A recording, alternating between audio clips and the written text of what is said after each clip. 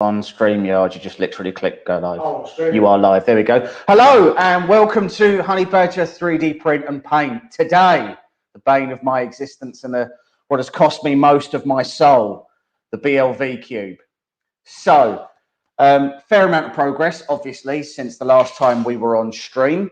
There is a reason why we've built this off stream and we haven't built it with all you guys watching. And the main reason is because so many things have gone wrong with this that it's hurt every step of the way. I would never want anyone to watch this stream and think this is how you build a BLV cube, because it is not at all, ever. You should never build anything like this. It's been horrendous from start to finish. So let me just go through where we are at the moment and what we've done. So as you can see, you can no 3. No, so you've zoomed that right in. Okay, fine. I'll stay seated then. Right. So as you can see, we've got the frame all together. Why have you put that mainly on? Why wouldn't you put that so that it was? No. Yeah. Okay. So middle camera, back camera. Yeah, that's fine. That'll do. Okay. Right. Fine. So anyway, we've got the board all mounted on the back. You can see that we've got the power supply plugged in. The machine does currently boot. Hey Ron.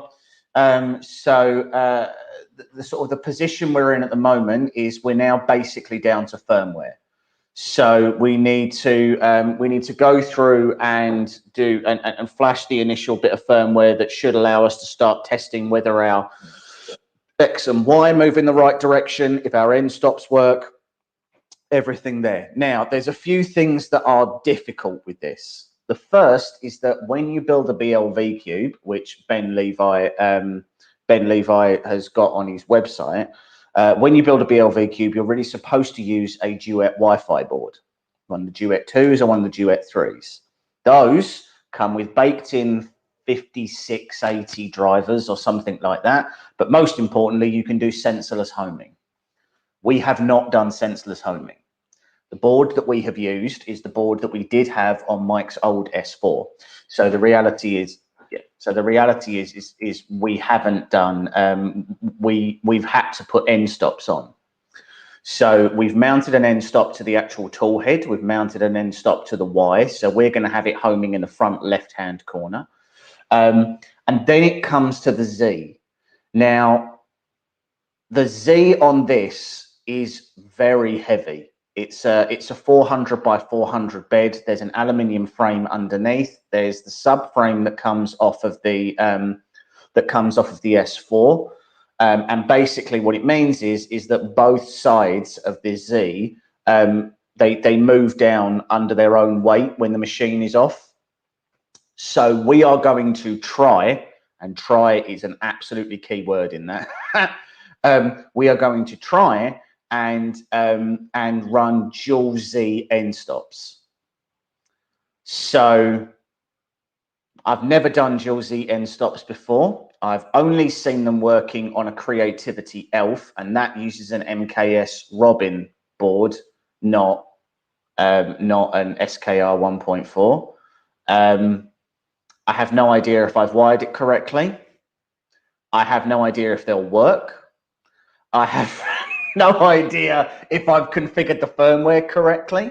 So there's a lot of unknowns, I think, is the important thing within that. The important takeaway is that fundamentally, I don't know what I'm doing. At the moment, I am just compiling the firmware on I'm compiling the firmware on my laptop. I will do a quick overview of what I have changed by sharing my screen. Share screen. This one. Right, you should be able to add me to the stream now. There we go. Right, okay, so this is the Marlin. So on the Marlin, we have gone down and we have changed the serial ports all stay the same. Baud rate stays the same. Obviously, we've got our board down as an SKR 1.4. We only have one extruder. We only have a 1.75 filament. There's only single extruder stuff. Nothing too exciting there. Power supply stuff, all the thermal stuff stays the same because none of that is changing. Max temperatures all stay the same. PID tunes and everything all stay the same as well. You can see here that in the mechanical settings, we have defined that it is a core XY. So bear in mind that on an actual core XY, for a single plane of motion, both the X and Y steppers have to move. So if you just want to move from left to right, both X and Y have to move. That isn't the same for all cube printers, but that is what makes it a core XY. You can have a cube frame, but still be a regular Cartesian. A Cartesian is basically defined as when you move the X stepper motor, it just moves the tool head from left to right. So anyway, we're using the Z Max plug. So the Z Max plug, we've actually defined on the SKR 1.4 board as the power diagnostic port. Basically, the SKR 1.4, when you look at the pinout, it doesn't actually come with a Z Min and a Z Max. It comes with all Z Mins, and then on the pinouts, it shows you that there's the three things that sit above that are not Z Max and X Max and everything else, which had I have known, I wouldn't have bought. But there we are. So this is the logic of all of our end stops. As far as I know, we'll leave them all as false for the moment, and then we'll see what they do. Everything here is all TMC 2208s in standalone mode. We're not touching any of the acceleration settings or anything for the moment. The first thing is to get this flashed. Once it's flashed, we can check to see. We can check, you know, we're just checking to begin with whether or not we've got temperature readouts, and then whether or not we've got the correct direction of movement for all of our steppers. So once we've tested all of those, then we know whether or not we can start messing about with all the other settings and things like that. When we've gone into configuration advanced, the thing we've had to change in here is, one second. Well, there's a section in here somewhere which basically defines how many Z steppers there are. Now, the problem that you have is that you cannot run two independent Zs from a single Z driver. So a single Z driver will always move both Zs at the same time. But what we want to have happen is that when the right Z triggers the right Z stop, it stops the right Z motor. And when the left Z triggers the left Z stop, it stops the left Z motor.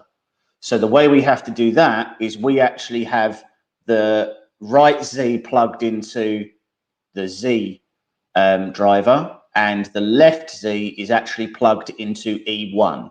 So we can, whilst we've got this SKR board, we can only ever run a single extruder motor, which is fine. It's all we need to do, but that's how we've had to set it up. So there's a good chance this will work. There's also a much higher chance that it absolutely won't, but it'll be a laugh. So let's see what it does. So I will stop sharing my screen now. I have popped my, I've put my USB drive in, and I'm just going to copy that over so that we can start flashing this firmware over. Firmware bin onto the drive. And let's see what happens when we turn this on. So we plug that in. The good news is that at the back here at the moment, everything is nice and accessible, so it's not a massive pain to continuously flash this. Let's see what happens.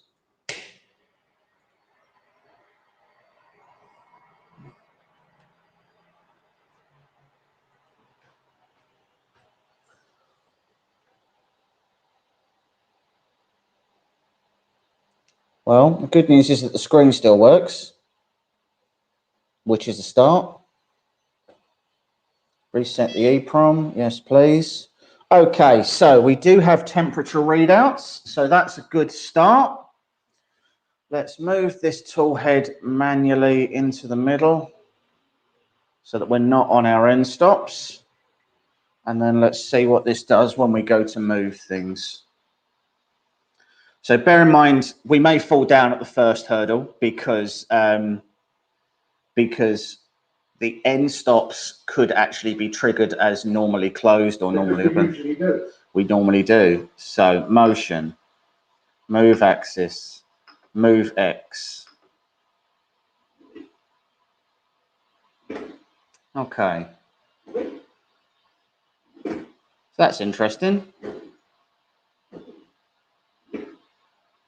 So moving X moves everything. So that must mean that I've plugged Z and Y in the wrong way? Who knows? Let's find out. That's what?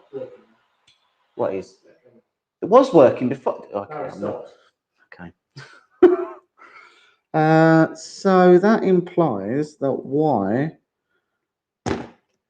and Z are plugged in the wrong way.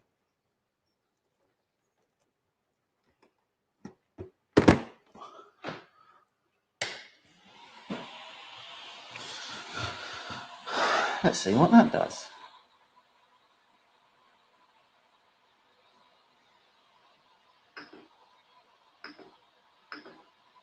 Move X.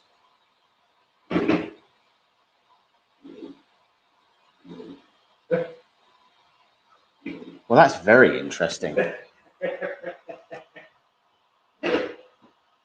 So that means that hold on. What is that? How is that? How? Oh, this is upsetting.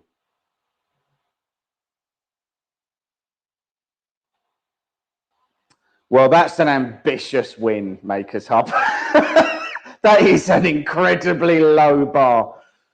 Why would that? So that. but really, for us, it's completely acceptable. Yeah. So that must mean that both this and this are actually our X's.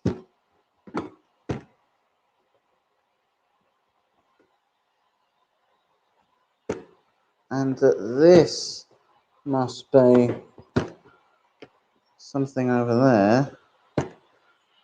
Okay. Oh! Okay. Well, it's kind of good, I think. Which is, I think we can class a win. Yeah. So move the bed. Yeah, that was my fault. Fair enough. Well, the good news is that both the Z's work. So that means that the Z port is plugged in correctly.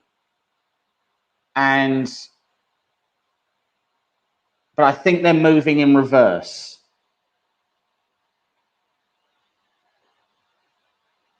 No, they're not moving in reverse. They're moving in the right direction because it's top to bottom now. Okay, fine. So then the next question is, when we move X, Y. Okay, let's try moving Y.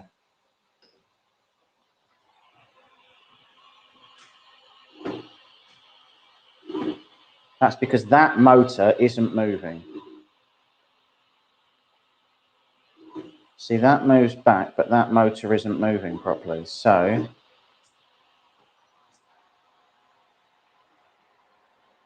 why not? This is where we find out that's a dead stepper motor and it takes 15 hours to change.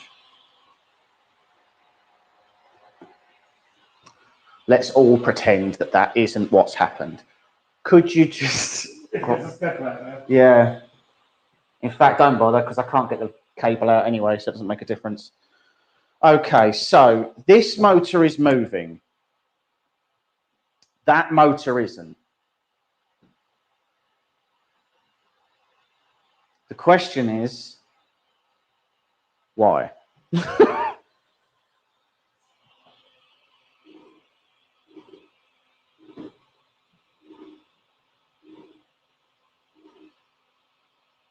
Which I think is a fascinating question.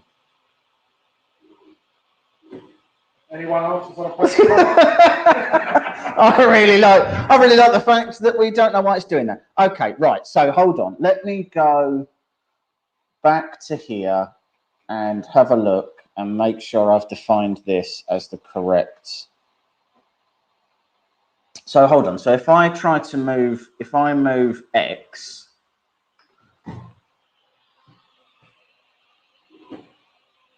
that's still not moving.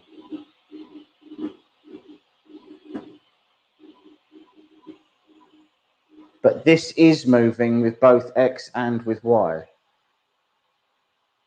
which is right, because that means it is set up as a core XY. But for some reason, the X motor isn't moving, which I have to say is very upsetting. Well, it's a problem, granted. It's not ideal. I'll not lie to you. There's definitely, I mean, I would go so far as to say there's something wrong. So what I'd like you to do is, if you could go into the other room, see if there is a spare stepper, and which there is, and see if there's a spare stepper cable, which there should also be. Well, this is fun, isn't it, children? Oh, awful. Right, okay, fine. If it turns out it's this stepper motor, I am not going to lie. Oh, that's a really unpleasant thing to have to fix.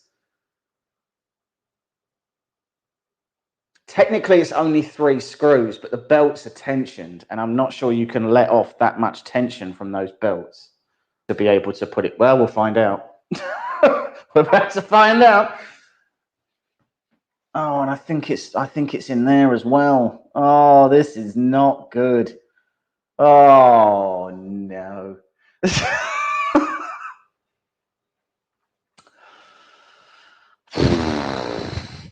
Smeg.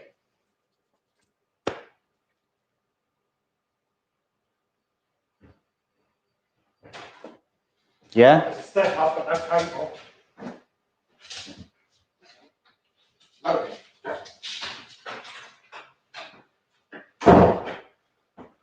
It's a stepper but no cable. But it's a large stepper as well.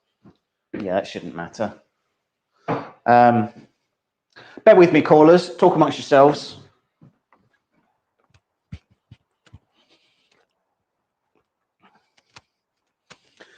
Do do do do do do do do.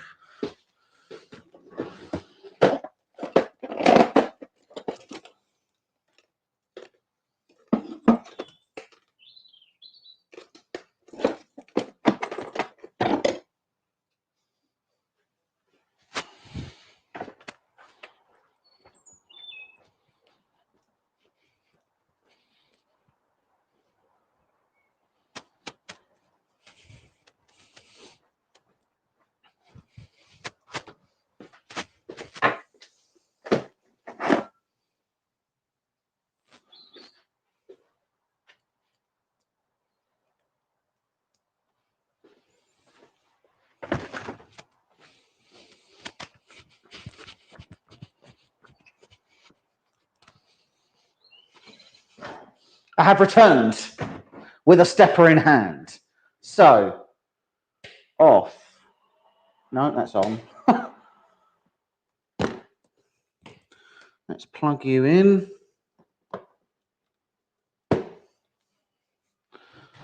And see what happens. What do that for? That's worse. Oh, Focus. well, yeah, it's worse now. Yeah, no, that's what it was like before. Yeah, okay, that'll work. Hi.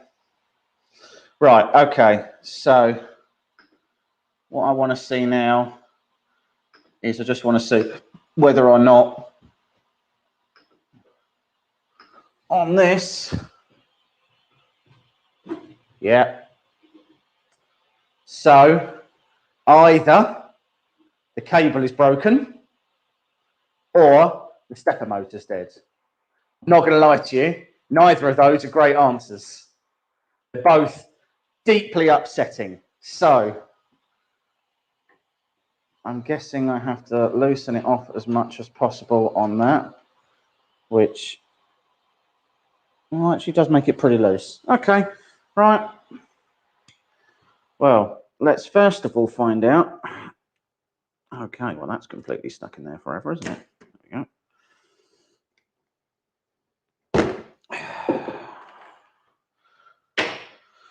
Oh, how upsetting, people. Okay, fine. Fine. I guess we'll just have to change the stepper motor. What is the stepper? Well, I don't know yet. We'll find out in a minute, won't we? Problem is I can't actually, I can't pull out the cable until, Daniel just donated $5 for the cardio. excellent.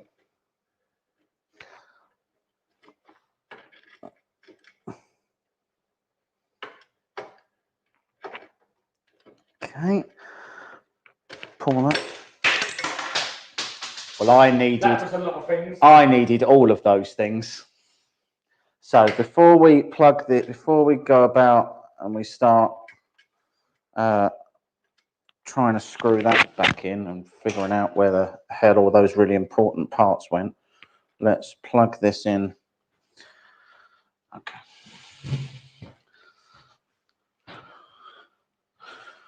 Oh, this is definitely not what I thought I'd be doing at this stage.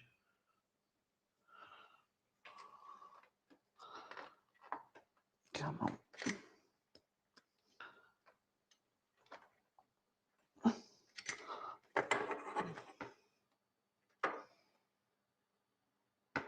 Right.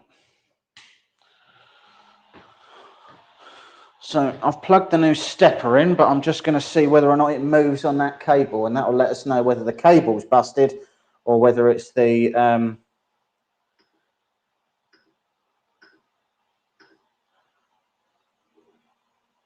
it is the cable.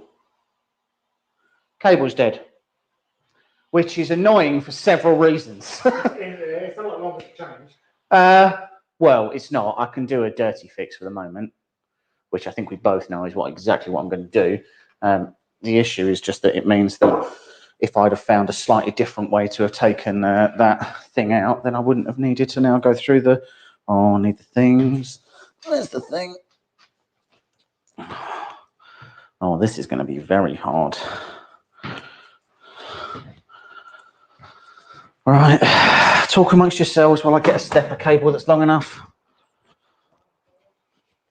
I shan't run. I'm too old and I'm too fat.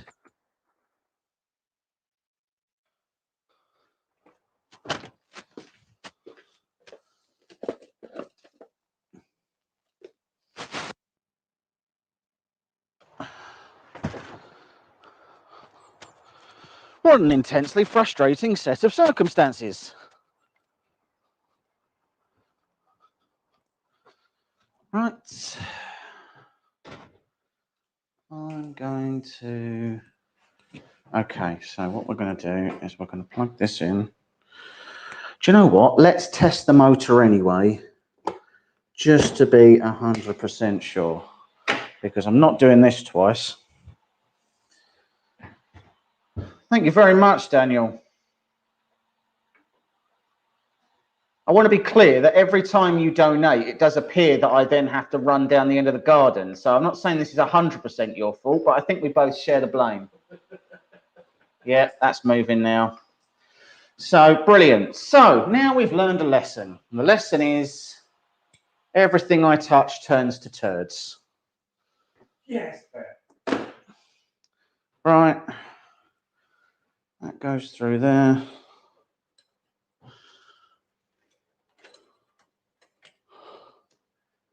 Oh, this will be a fun game. Okay. Pardon?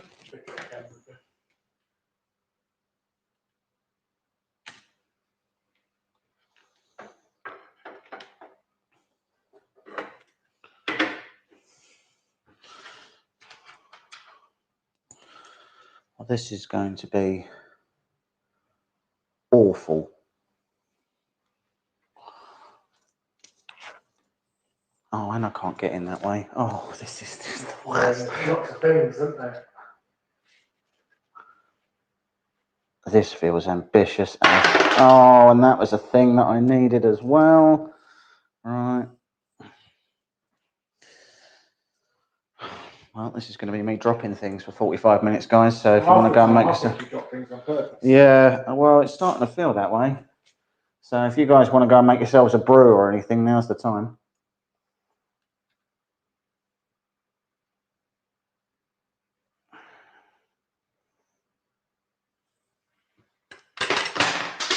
Whoa, lots of things. This has stopped being interesting, hasn't it? I can imagine that Daniel is absolutely knackering himself at home at the moment. He is loving my misery because he always does. I've made the mistake of making Daniel's wife quite like me as a person. That seems to aggravate Daniel on a daily basis. And as a result, he actively roots for my failure. Okay, let's do this a different way.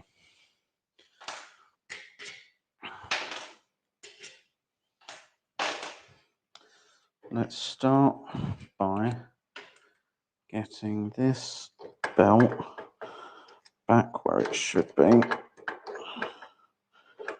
Oh, even that's very hard. Oh dear.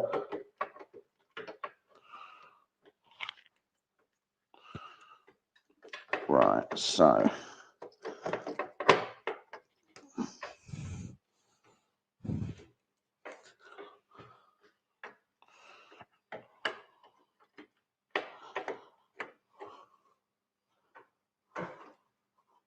He said he thinks she's watching on her way to work, if you want to say hello. And Matt, it ain't he's got butterfingers today. If he's holding something, 90% of the time he will just drop them all over the floor. That is fair.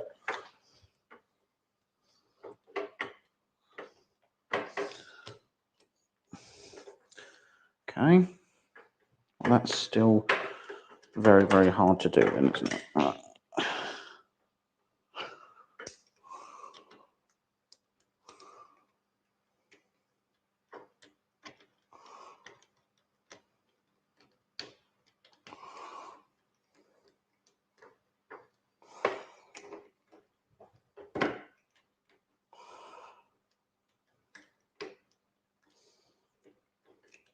Okay, right. Progress.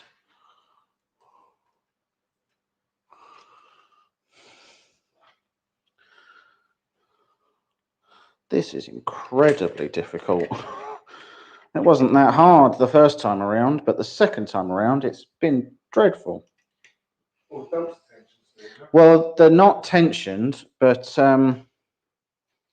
they're also not what you would sort of be able to legally class as movable.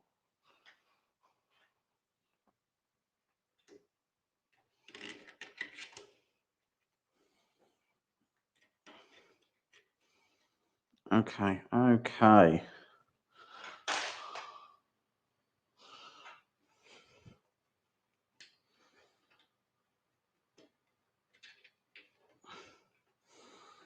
that doesn't.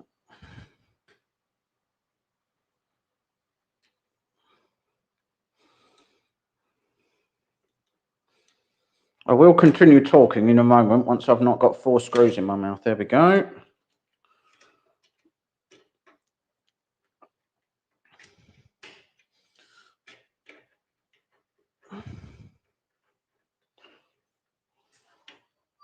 Now, quite rightly, you might ask how I'm going to get the previous cable out. And the answer to that is I'm not going to. I'm going to leave it there as a testament to my own stupidity. Right. That then plugs into the X, and we will have to tidy that cable up a bit later on. It's actually not a horrendous thing anyway. Whoop. Well, that wasn't good.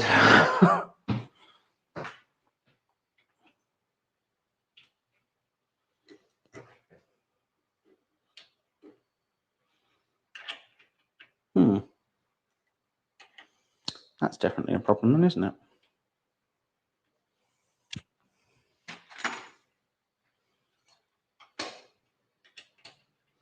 There we go. Right, retension our belts.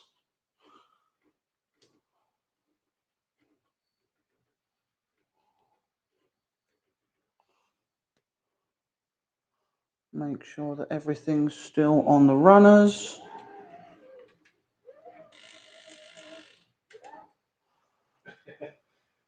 Yeah, that's true. And we also had to replace the thermostat, didn't we?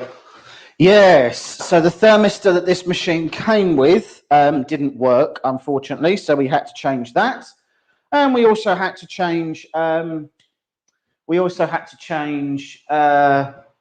heat cartridge, because contrary to what I was my very clear instructions, my very clear instructions were that Michael should buy a 24-volt hot end, and what he actually bought was a 12-volt hot end. No, you sent it to me and I ordered it. That's not an accurate statement. Yes, it is. It's 100% accurate. What's happening now? That camera won't focus for crap. It's because you're not. Okay, I've not even. Just turn it off. Literally, it's just like a mushroom. You're on.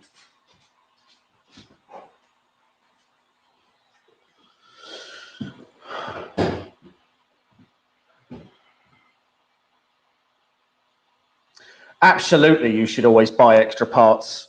That's a good sort of metaphor for life, really. Always make sure you buy extra parts. Right, X-axis.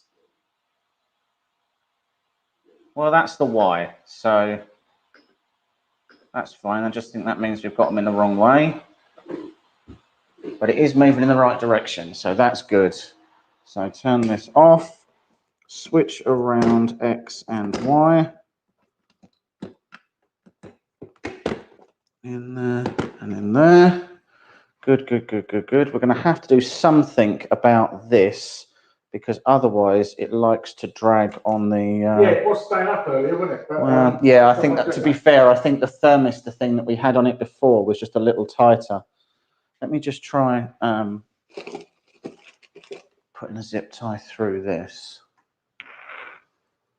so that we can maybe keep that a little stiffer.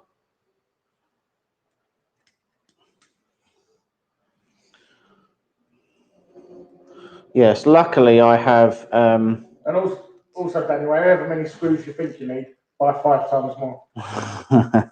Yeah, the screws were definitely an issue. That was a problem. Right, okay, so printer back on.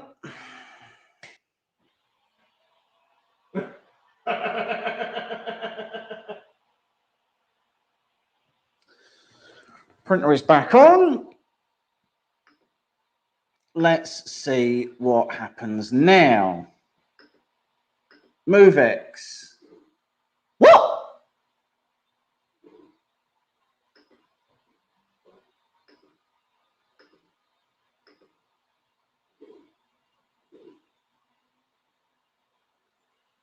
What?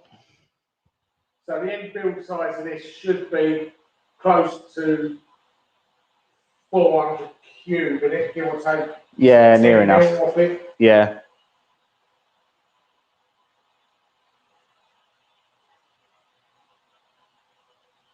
So what?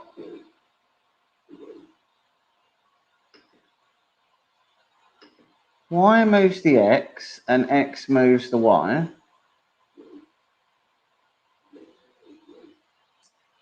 So that should mean that if you switch around X and Y, it should do the opposite. But I just did that. You switch around the X and you switch around the Y.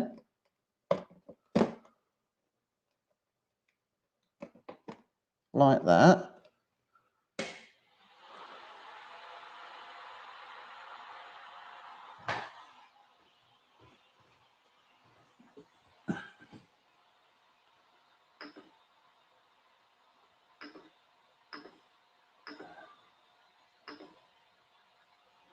Oh my days.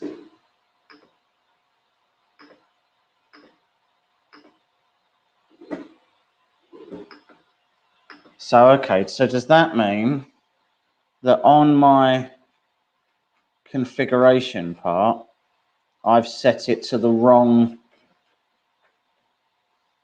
I've set it to a core XY, but should it be a core YX?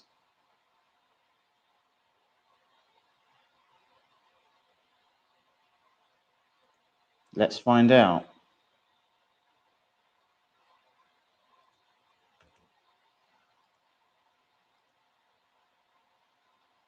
Right, let's rebuild.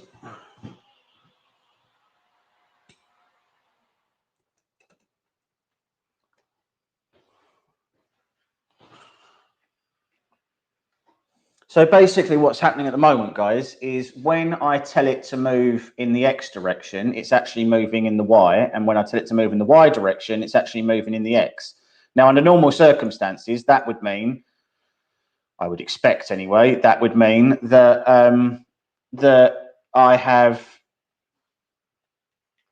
got my X and my Y stepper motors in the wrong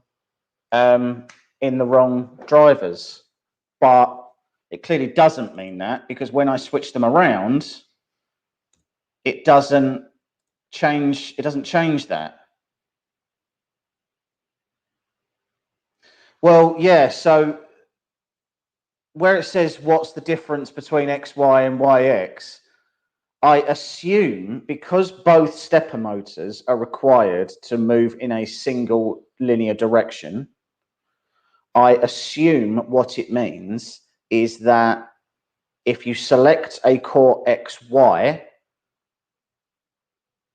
then the way the belts are set up means that you have to then select a core YX maybe to change what moves X and what moves Y, because at the moment it's literally moving in the wrong direction. Oh, sorry, yeah. So what should be moving left to right is moving front to back, and the same vice versa. And obviously it shouldn't be doing that.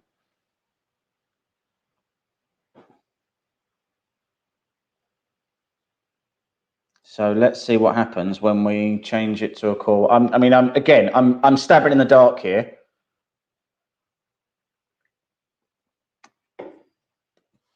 I'm by no means an expert on Marlin. Anything, yeah. To be fair, that was hurtful. I'm by no means an expert when it comes to. Well, Amazon now, so it was a race to get it first. Yeah. So let's take a look and see once this happens and see what it does, whether it works or not.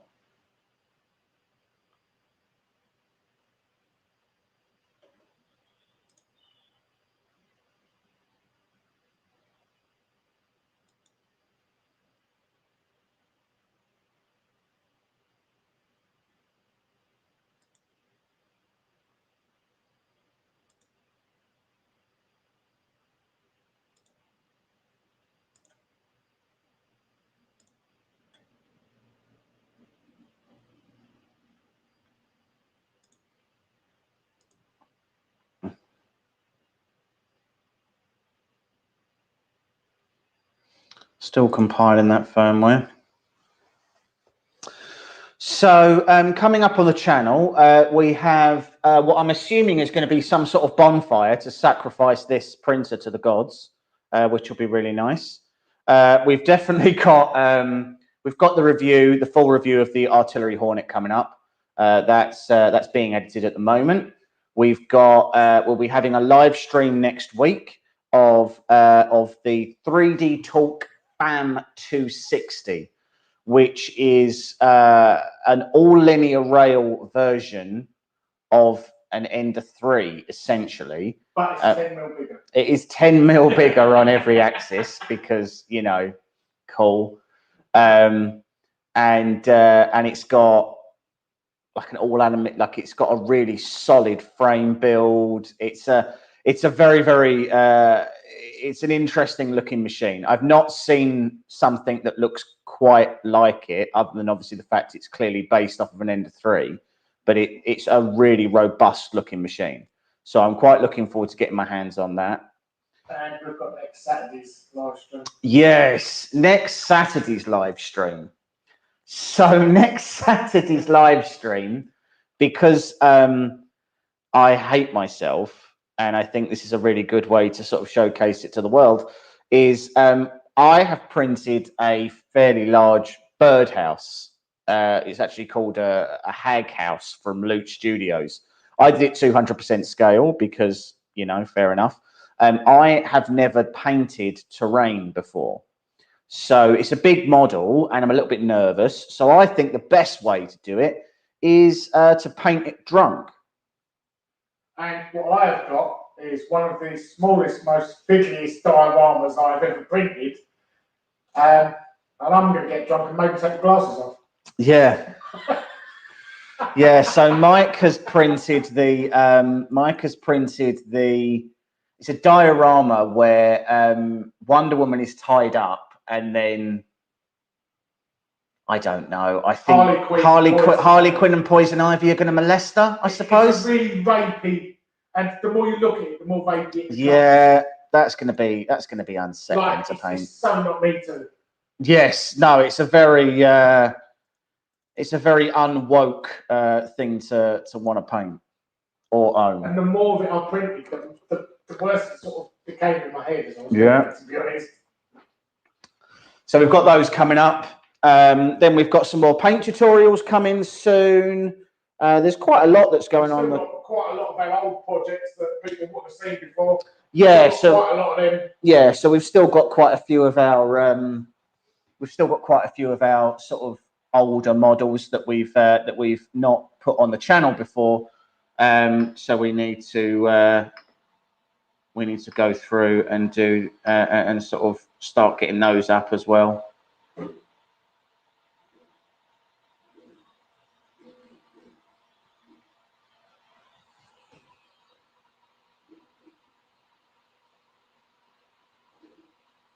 Well, that's very interesting.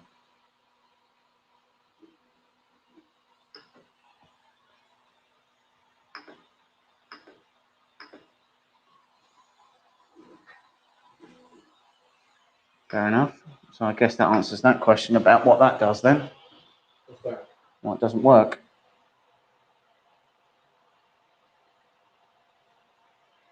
Right. Well, fun. So that didn't work. So a Core YX was not the answer. Core XY is. So me and James have been friends for how long?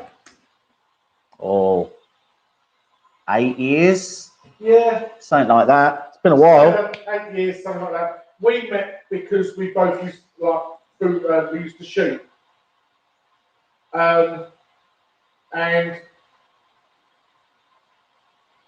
so then one day James decided he was going to get a 3D printer. Yeah, sorry about that.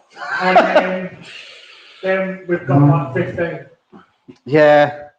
So the channel only ever really came about initially because me and Mike were, Mike lived a little further away at the time, and we wanted to share videos with each other of things that we had printed, and a couple of friends that we had. Well, some of them. They've not completely left us. They stopped watching the videos. So we just wanted to sort of show some of the things that we were printing to each other, and it was easier to share them on YouTube than it was on Google Drive or Facebook Messenger or something like that. That was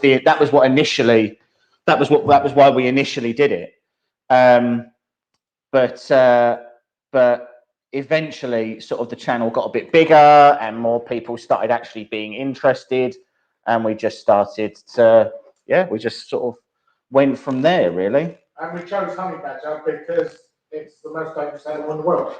Yes, there is that, yeah. Not 100% sure if that actually just flashed. I don't think it did. Might.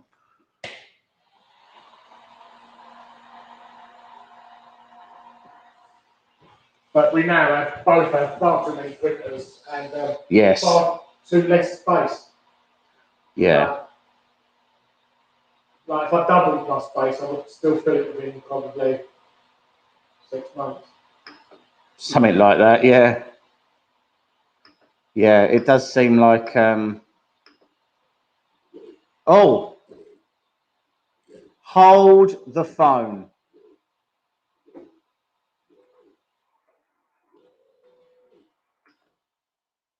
Okay.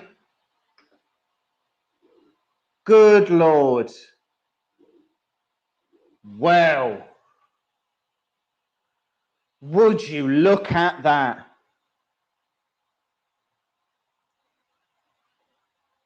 What a turn up. Okay, so the reason why it didn't work to begin with was because my firmware didn't actually flash. So now that it has flashed, good Lord, that actually works. Well, let's home it. Yeah. I was just hoping we could leave it at it works and everyone will just believe us. I just want to go, well done, and we'll all go, bye. And then we'll just go, okay, see you later then. It does feel like this is not tight enough.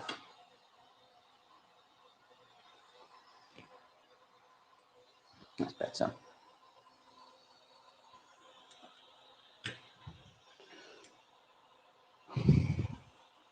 Okay, so what I'm going to do to begin with then is let's find out if we can actually. Oh no.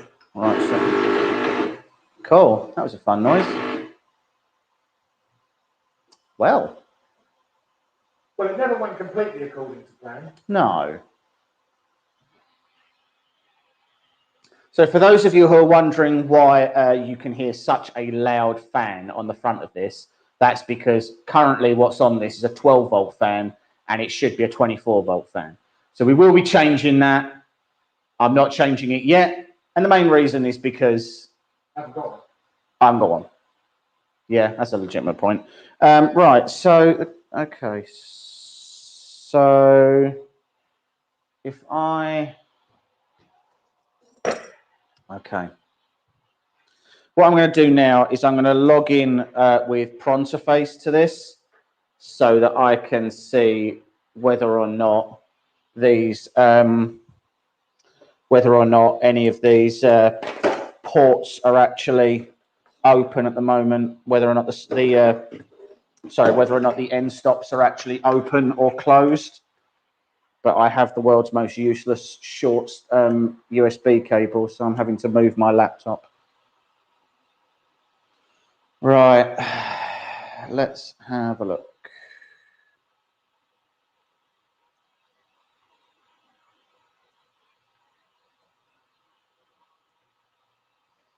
Excellent. I haven't even got Pronterface open. And also, in the next year at some point, we are going to be building a studio. Yes, that is the plan. So, so yeah, the plan at the moment is to convert my garage into a into an actual filming space, so that, well, so that in theory, this stops the camera problems and everything else are supposed to get a little better. whether or not that'll be true, I don't believe, but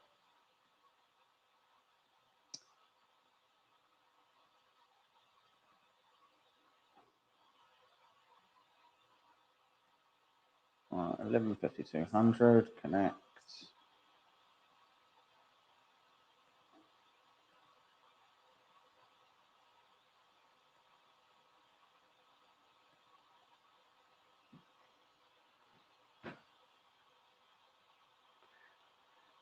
Need to get some like on hold music. Lift music. Yeah. Do do do do do do do do. And that's going to be a copyright strike. I was going to say that's going to be a copyright strike if we're not careful.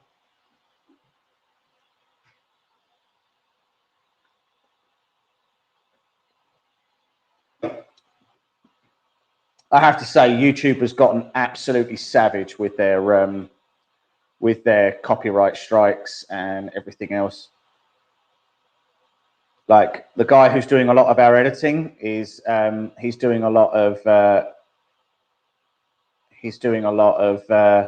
sort of sampled music and things, and literally every single time we try to upload something, we get a copyright strike about some innocuous small piece of just like 5 seconds long. Yeah, like 5-6 second long music. Like it's not copyrighted music,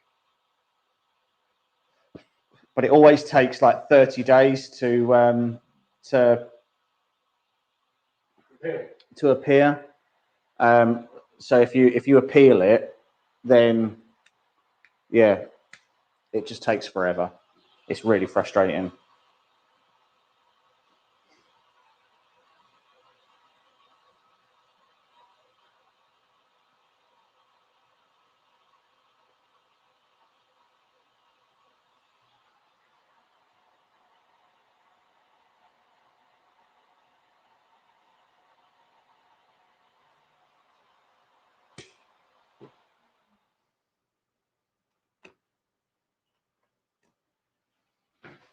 Let's see if we can connect. Come on.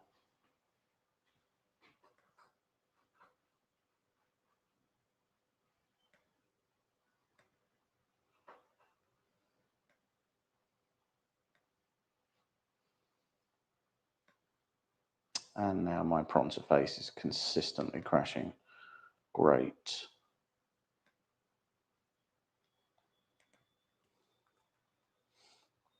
So all I'm trying to do at the moment, guys, if I can connect to the board, then I'll be able to issue some commands that will let me know whether or not my end stops are open or closed. If they're open, then I should be able to trigger them and they should be closed. And if then... But then the bed was going up and down before, wasn't it? Yeah, but that's fine because I was manually moving it. Right. We have to change the homing directions and things like that. So we just have to make sure that everything's doing what it should be doing. That is, of course, if this will let us connect, which it doesn't look like it's going to. Have I got Simplify installed on here? I'm also trying to remember if Simplify 3D has actually got... Oh, I don't think I've got it in anyway, so it doesn't matter. What about Cura? I've got Lowesbot Cura.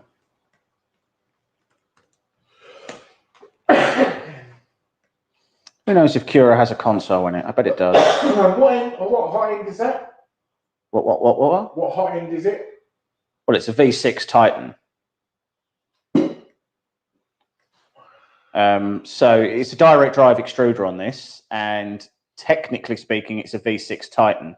But when the one we got, it's all, it's obviously a clone. The whole thing's a clone. But it's an all aluminium. Everything on it is aluminium. So it's got aluminium part cooling, and then it's an all metal heat break. It's an all metal throat. And it's an all metal Titan extruder as well. So in theory, if we needed to, which admittedly we don't, we could go sort of fairly hot with it as well. Being direct drive, it could keep up.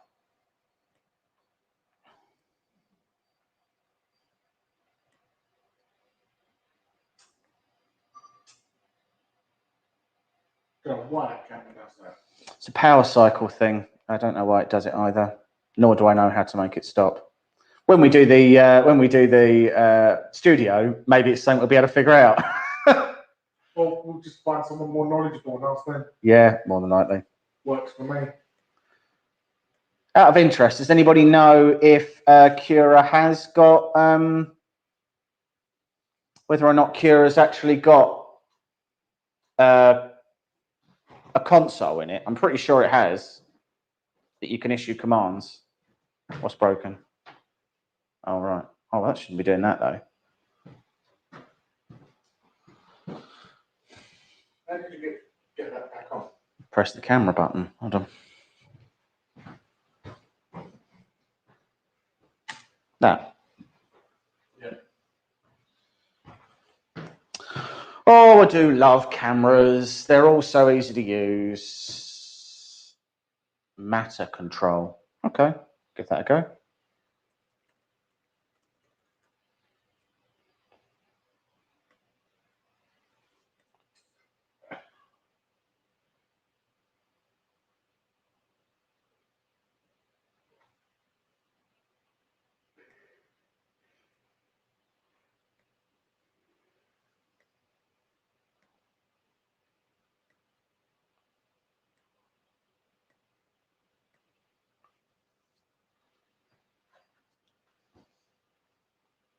I mean, I'm not being funny. Balancing this on here seems like as terrible idea as I could come up with.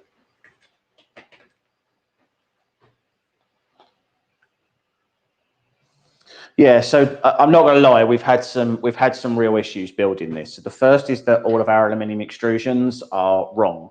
So they're the right lengths and everything, but they are all 5mm extrusions, not 6mm. So T-nuts don't fit. A lot of issues. And it's caused more than 1 or 2 problems. And it was 100% your fault. It was a joint effort. That was your fault. Oh. Mike is just dying over there, so just try to ignore him. It's not the Rona. So he claims. I've had both my jabs. That just means you're not going to die. That doesn't mean I'm not going to die. I'm immortal now. But there is that, yes.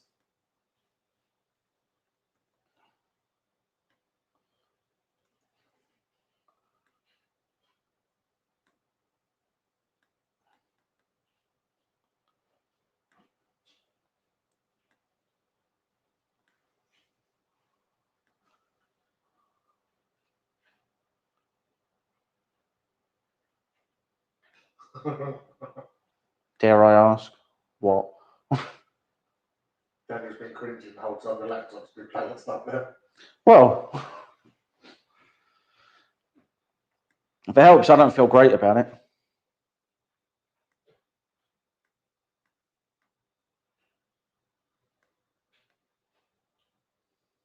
Come on. I'm just trying that matter control to see if that'll let me in. That pronto face just wasn't having it.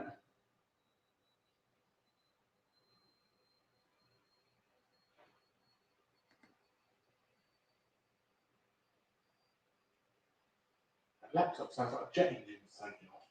Yeah, in its defense, it's really not supposed to like it's not really supposed to run any of this stuff. It's it's quite an old laptop anyway.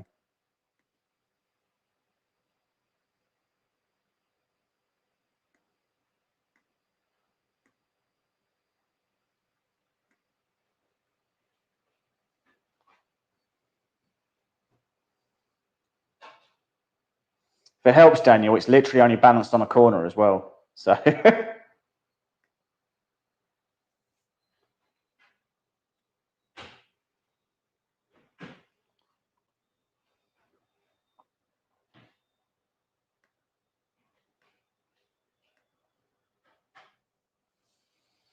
come on. Hello, red light.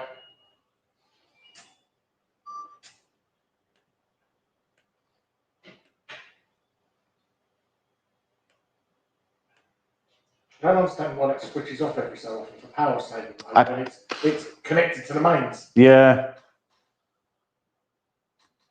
Oh, this is not letting me connect, which is very, very frustrating.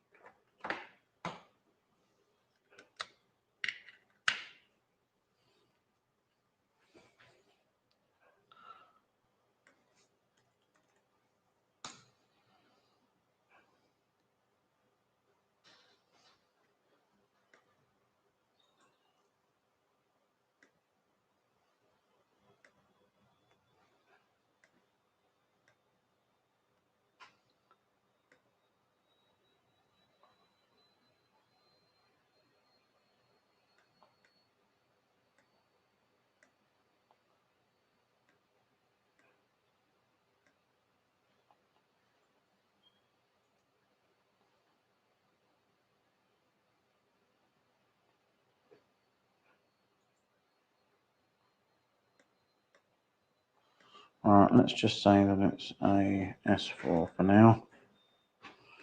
Next.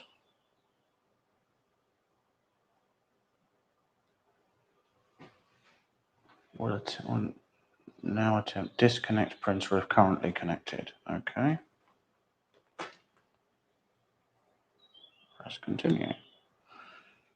Connect to the printer.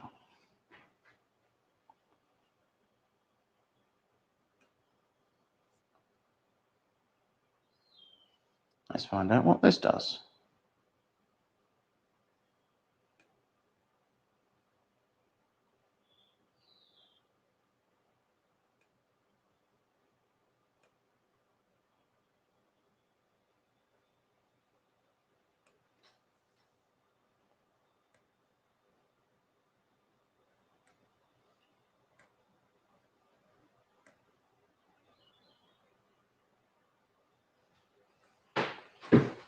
Well, it's claiming that something is already connected to the printer, and that's why it's not working.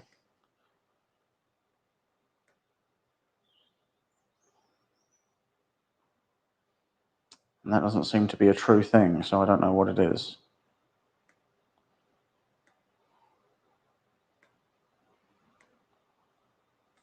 Right, fine. We'll do this the old-fashioned way.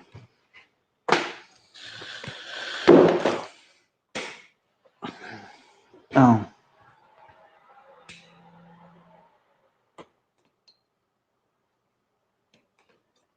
There we go. So.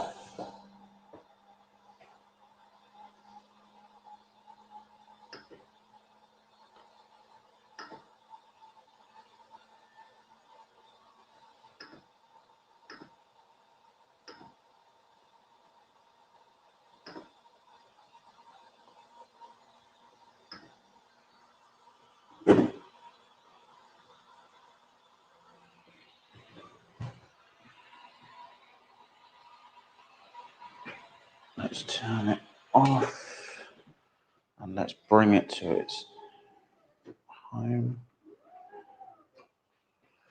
Turn it back on.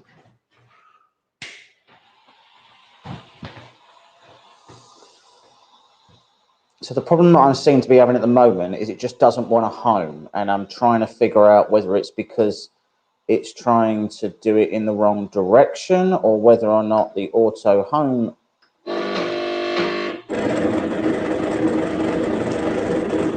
it's definitely not the noise that you want it to be making.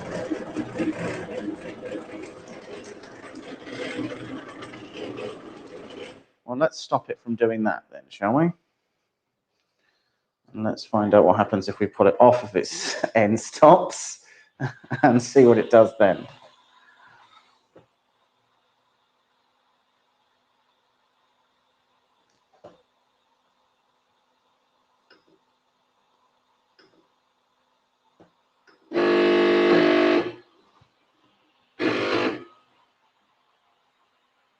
No idea, but it's not successfully homing, so that's definitely a start.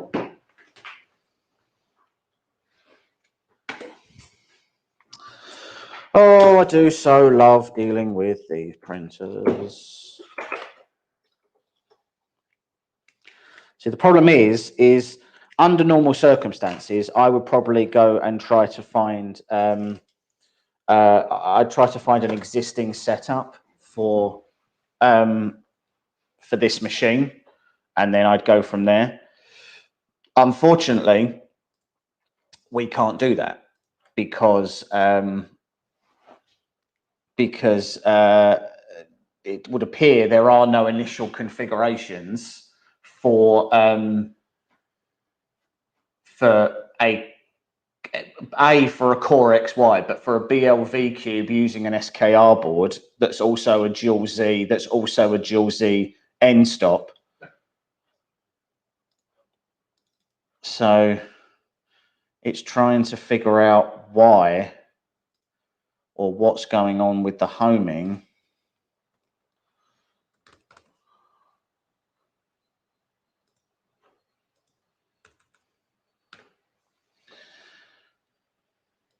So inhibit, no, we don't want to do that. So direction of end stop homing. Yeah, that's all fine. But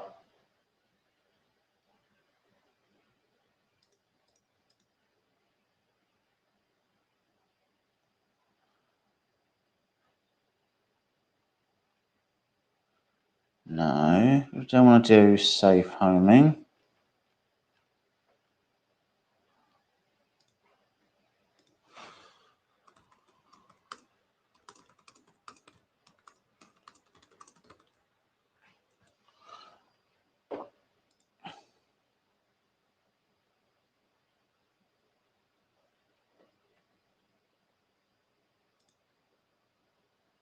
You're either going to know inside or out, or we'll just smash it as this and stuff.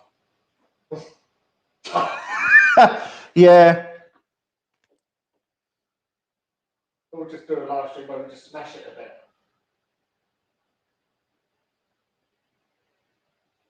And then gather up 14,000 screws. I'd get all my screws back, so that'd be worth it just for that.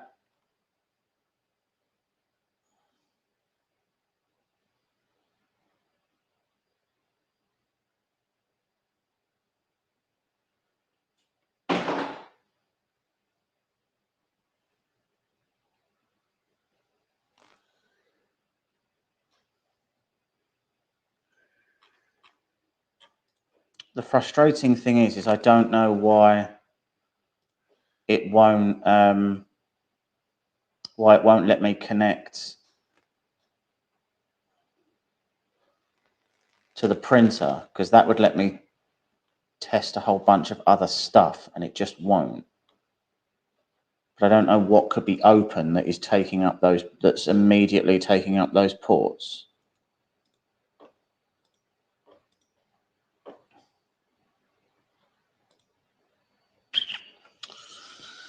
Yeah, you are right. To be fair, compiling your own firmware does mean that you know, in theory, why your printer does the things that it does. But it also means that you've got to figure out how to make it do the things that you want it to do. And it is very frustrating for most of the time. So let me just try this again. So just to be clear, with everything like this, the machine turns on.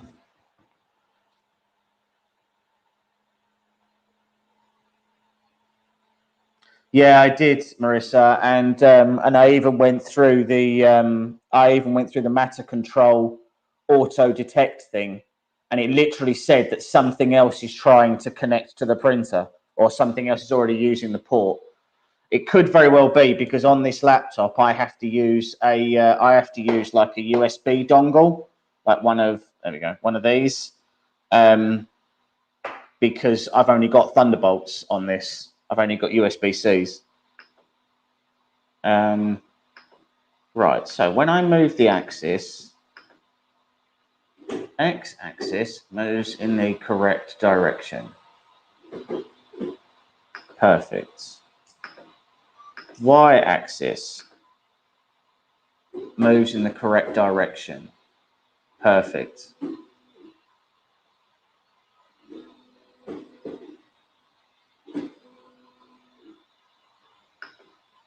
Z-axis.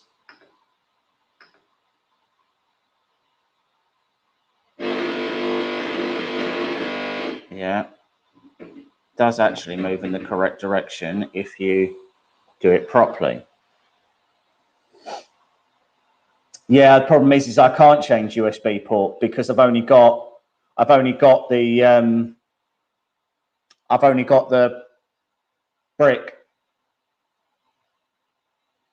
It's very possible that it doesn't have individual ports. Mike, is there the other the other USB one over there, and we'll see if that one works instead. Just chuck it over. Let's see whether or not this works instead, shall we?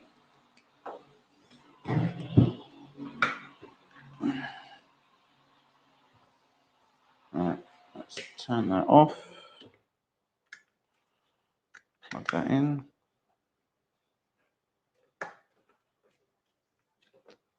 Let's see what this one does.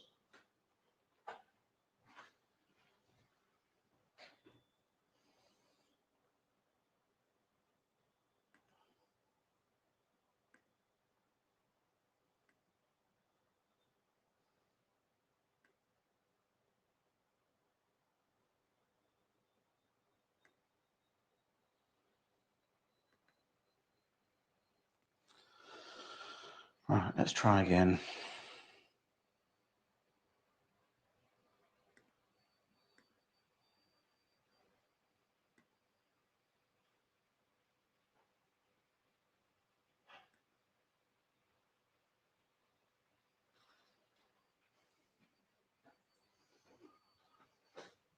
See, unfortunately, front of face at the moment is actually just crashing.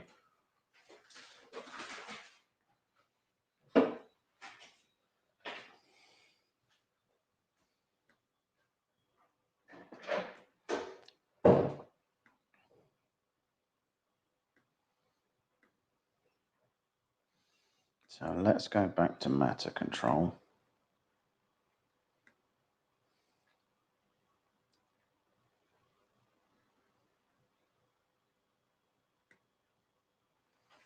Right. Disconnect. Continue. Connect to the printer.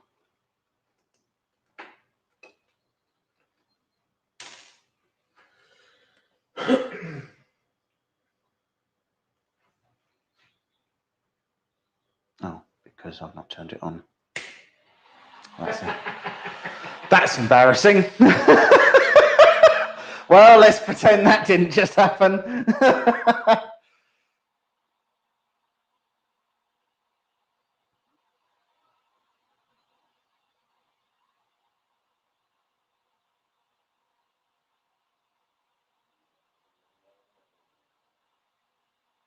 Need a less fancy laptop. Very true. Very, very true.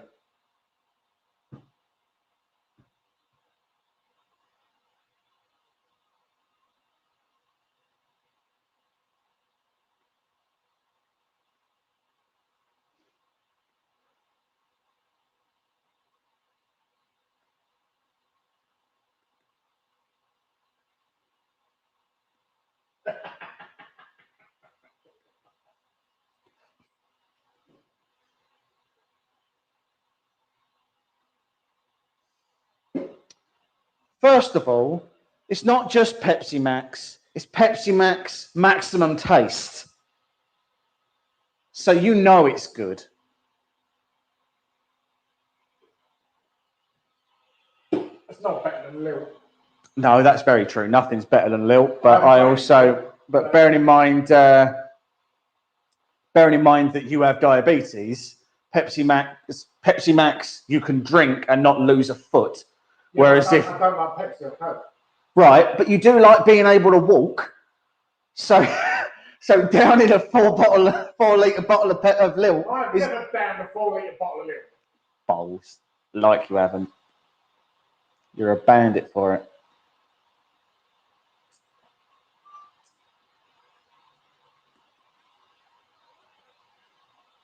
All right, God help me. Let's try matter control one more time. I need access to a terminal so that I can test these, so I can figure out what it's doing.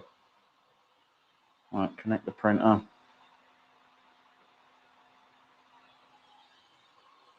Connect.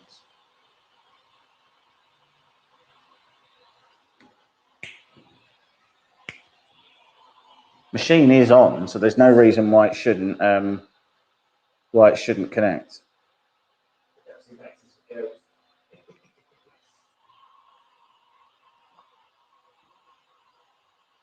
Oh, and that's wrong. Jesus.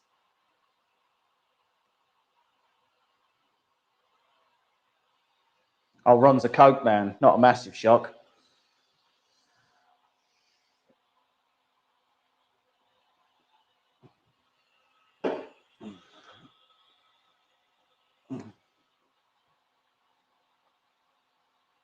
No, it's still not having it.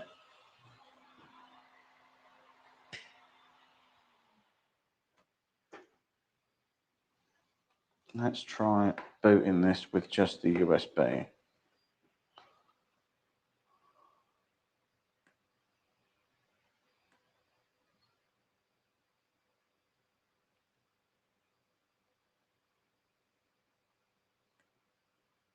It's got to be a driver issue, surely.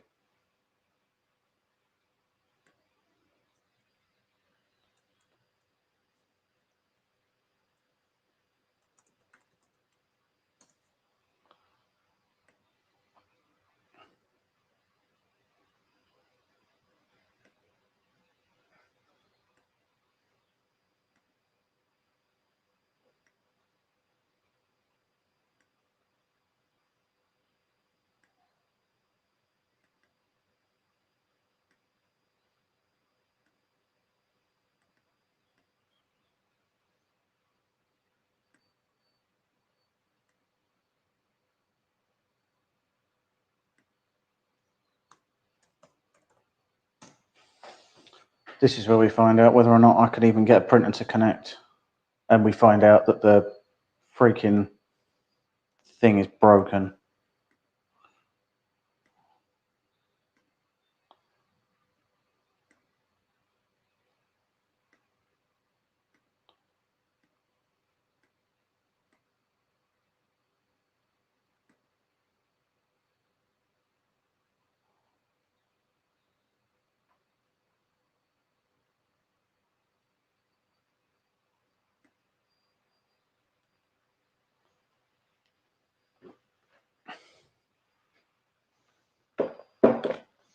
I cannot balance it up there anymore, not in good conscience.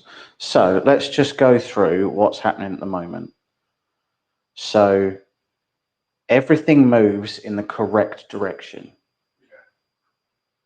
Except, yeah, so even Z does.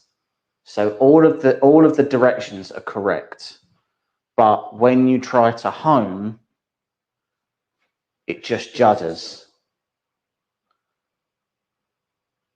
But homing is just a set of commands. Homing is just move blah to blah and move blah-de blah to blah-de blah. So why wouldn't homing work the same as regular movements? It's the same command, surely.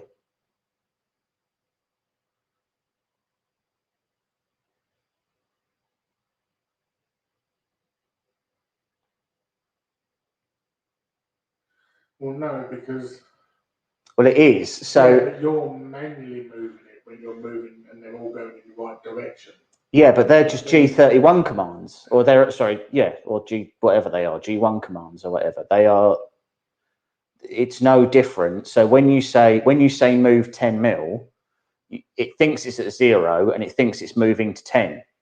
All you're doing when you click home is telling it to go until it triggers the end stop, which either it thinks the end stops are all triggered, which if it does, it should try to move. It should try to move off of the end stop. And if the end stop is still triggered, then that's when you know your end stops are wrong.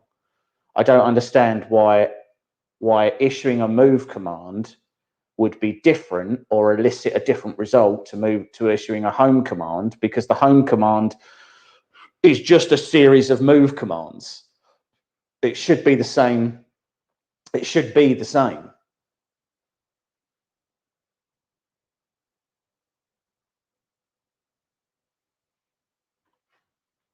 Oh, cool. And now my laptop's resetting itself.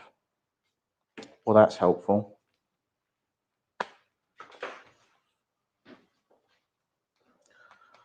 Plug that back in then. Wait for that to do its nonsense. I'm just trying to think what could cause it to judder like that. Have I done the belt tension too savage or something? Would that even well, no, because it's moving fine when you just... Yeah, but I mean, it could, I mean, I guess it could be an acceleration thing, that the acceleration is too high and it's trying to really... Yeah, and the belts are slipping.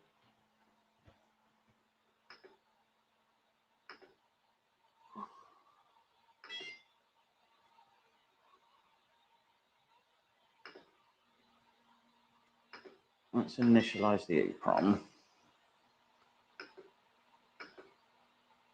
Right, so we move X, X moves, happy. And we go auto home. Oh, right, okay, so, okay. First off, I think I know what the issue is. I think it's trying to move Z first. And the Z homing direction is wrong. Because it's trying to move Z down. Yeah. Because it can't complete the Z commands, it's then not doing everything else.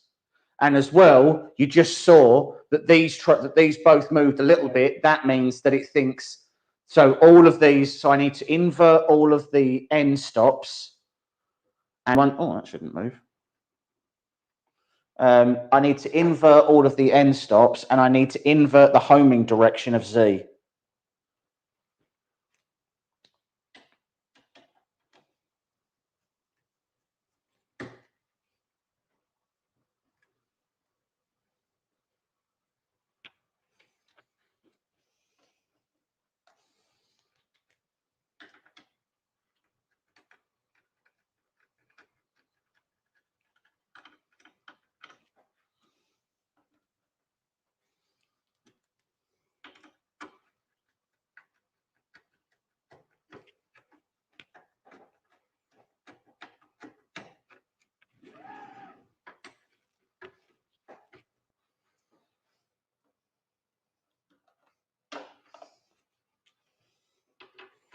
I just now have to wait for my laptop to restart so that I can actually make the changes.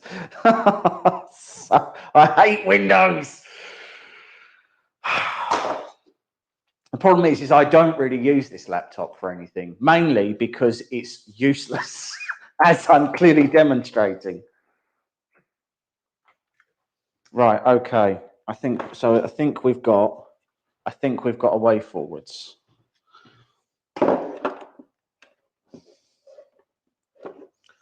Who else is proud of my deductive reasoning? Is it just me? Well, it makes sense. So it works. Don't make it seem like it makes sense. You didn't think of it. Well, it hasn't worked yet. That's not the point. Whether or not it works is irrelevant. I came up with it. So I think that's all right. Right. So I need to invert all of the end stops, because all of the end stops are the same. So if one of them needs to be inverted, they all need to be inverted. So the first thing is to invert all the end stops, and I need to invert the homing direction of Z. And if I can do those, then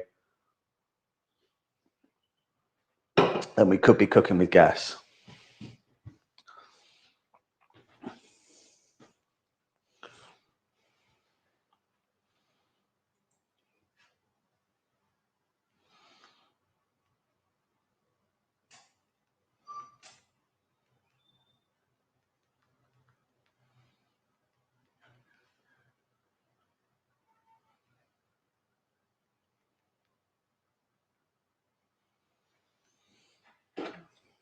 Come on. Oh,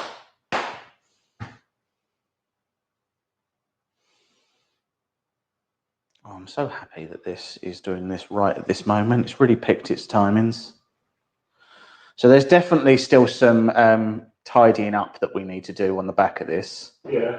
Because some of this is just not... well, since we tidied it up, yeah, we've then had to rewire a couple of things, and I'll have to do something about this stepper motor and or stepper cable and all that sort of stuff. But which one? It's all right, I'll do it. You got it? Don't know why it does that either. It makes no sense. That one is every 30 minutes, and it's every 30 minutes because that's what DSLR cameras do. Because you've not got your lantern installed on yours. It's not lantern. Is it lantern? Yeah, I think it is. Can't remember. Okay, right. Well, I'm tired of waiting for that, so I'm going to instead do it on the PC because I'm not going to sit here and wait for it to take a million years to do a simple task. So bear with me on the stream, guys, whilst I boot up VS Code on the main PC instead of waiting for that stupid laptop to do its stupid nonsense.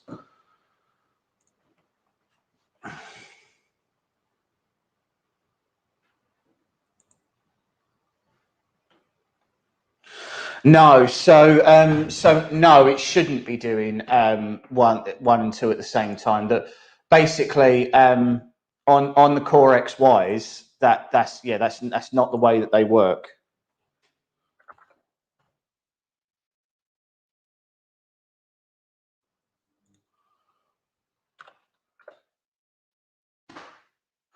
So it is what it's doing is correct in theory, but it's doing the Z. I've not got an issue with it doing Z in the direction that it's doing it. Sorry, I've not got an issue with it homing Z first. That's not a problem. The problem is that it's trying to when it can't do Z, it's just screwing up. Oh.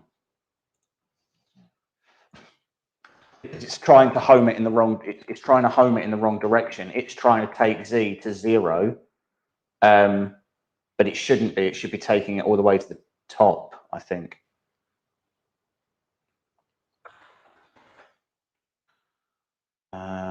Right. So all of the end stops need to be true.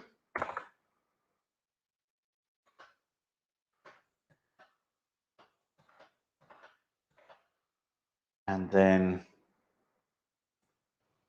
homing direction for Z needs to be 1. And then we compile. You can all see my creepy stalker dog that is just sitting outside. It's just chilling out.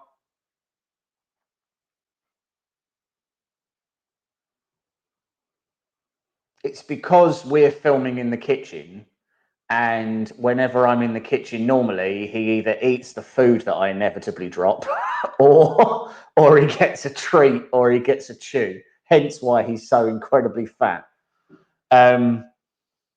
So I think he's just quietly hoping at the moment that he's going to get a treat if he stays out there long enough, and if he looks sad enough, which, if I'm willfully honest, he probably will.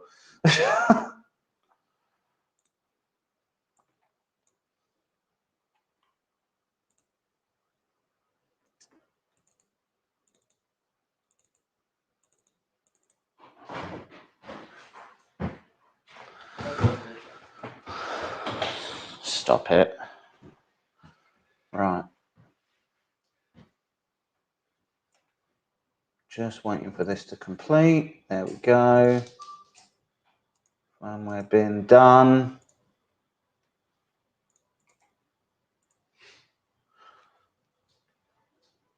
He's a very annoying dog, is what he is, to be honest with you. But he is lovely. He's very well tempered. He's an well, for the most part, he's a very yeah. He just doesn't like not being included. He feels like he doesn't know what 3D printing is, but he feels like it's a bit of a travesty that he's not involved, essentially. Excellent, and that computer still hasn't done the reset that it's supposed to, so that's all sorts of fun. Take this off the screen share. What do you mean? Oh, is it not on? It's not on the screen. Right, okay, so let's just check.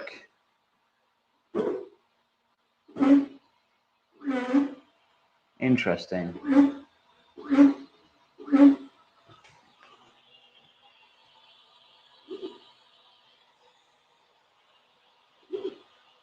So now this one isn't moving.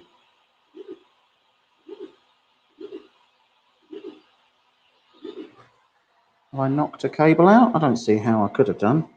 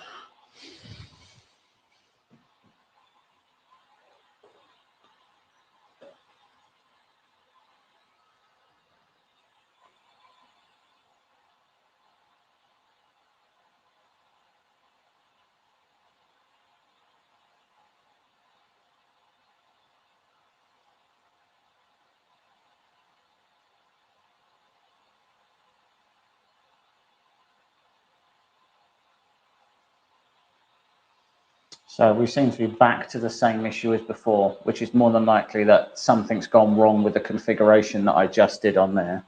So I guess we're just going to have to wait until this laptop gets its life together, which is real fun. There we go. Right. It's booting up now, so.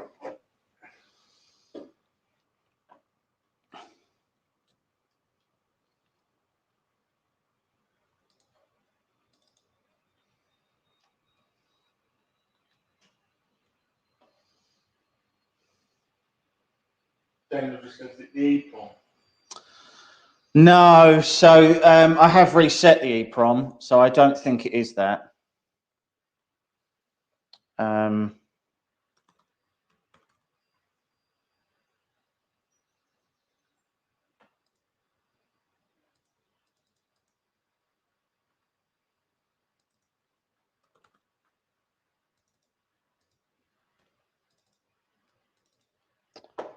Come on.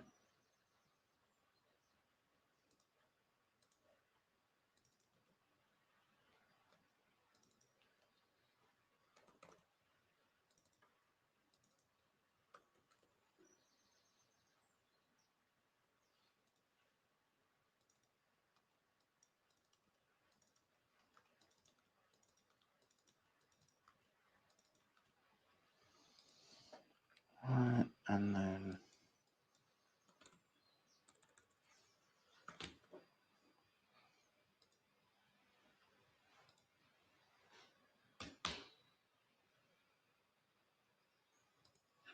Right, let's try again.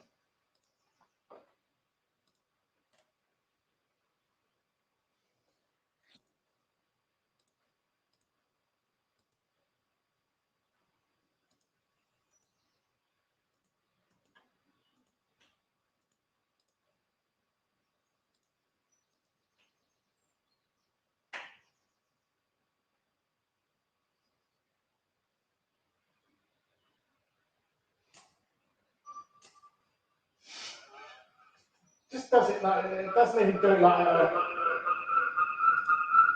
Oh no. There we go.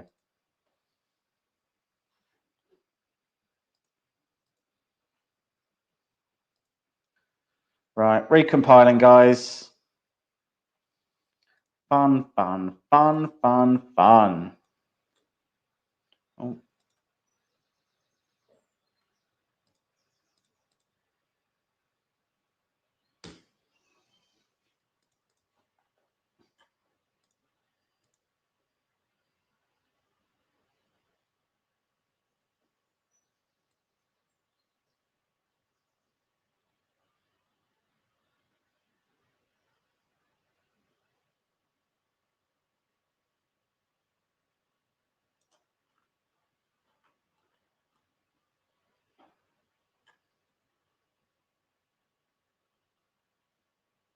If anyone wants to come on the stream, feel free to, because the excitement might mean that they can't contain themselves.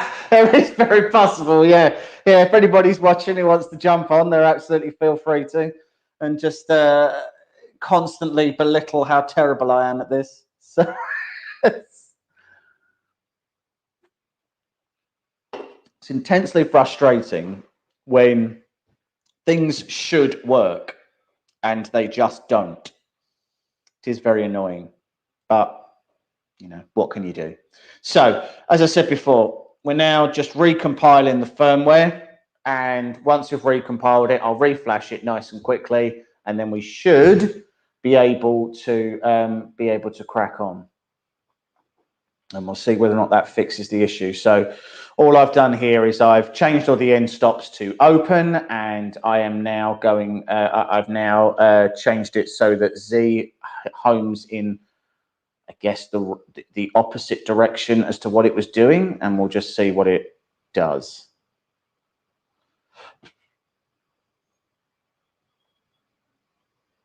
I'm still not 100% convinced that the Z part is right, but we'll find out. I was under the impression that Z always homed last, so I don't know why it would home first on this.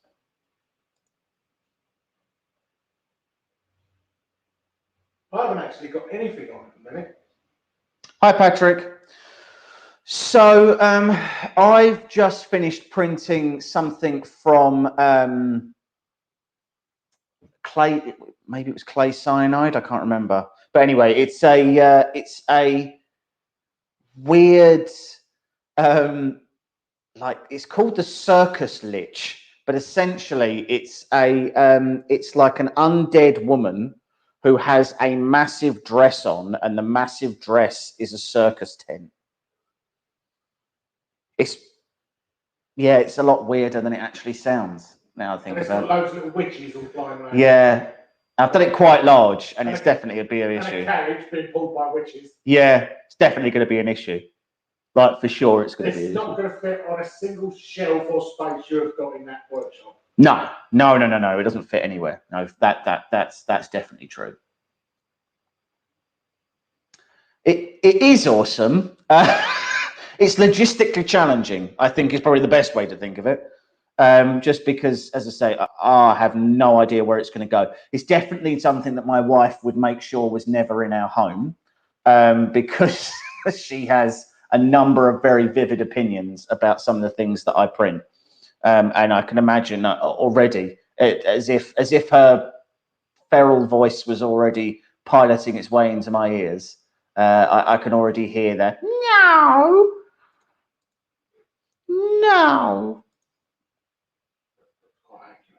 Yeah. Other than that, I've just finished the hag house as well. I haven't actually got anything printing at the moment. So Matt German, who does a lot of lithophanes, has given me a couple of things that he wants me to try and print. And I'll be honest, I've never done lithophanes before, so I'm quite interested to see how they end up and what they end up looking like, because I've literally never done a lithophane. I've only done one. Did you? Yeah. What did you do? One of my wedding pictures, wasn't it? It's up on the shelf. Oh yeah, I remember. that pretty much when we first started printing. Yeah, near enough.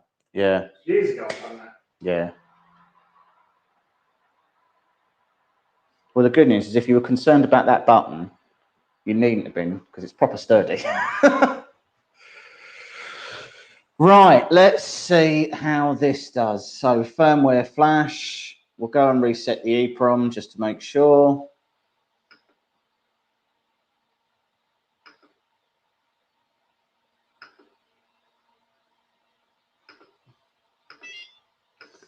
Right, motion, move axis, move X.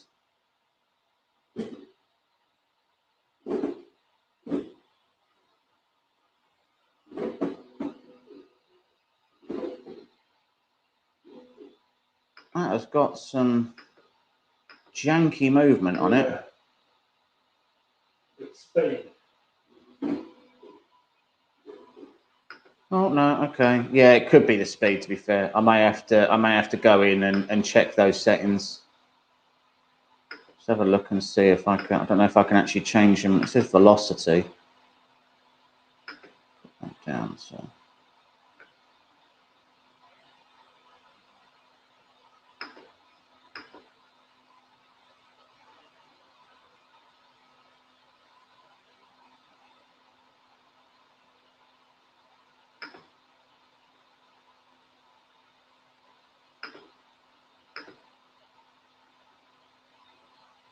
Acceleration. Yeah, they're not high. So, okay, right, anyway. Right. Auto home. No.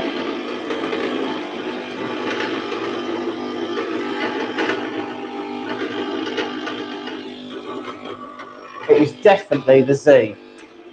It's definitely the Z doing it. The Z is trying to move, and for whatever reason, it can't. Is it moving if you do it? Well, how is it moving if you do it on the screen?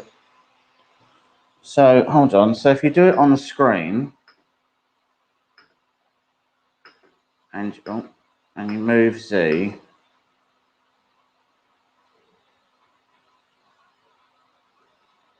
that is smooth as you like. So that should now be going to what it thinks is 0. It was definitely what was vibrating was that left-hand extruder. Sorry, that left-hand Z. So now this is moving to what we should think is. Well, I'm a little upset about the fact that that doesn't seem to, that the end stops don't seem to be doing anything. But we'll cross that bridge in a minute. How far up are you going to try and go? Too far? Too far.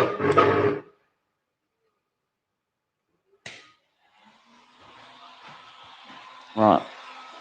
So, to begin with, we now know that that end stop isn't screwed on properly.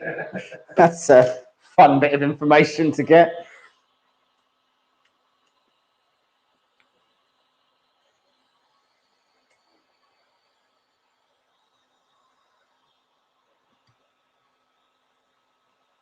Right, okay. So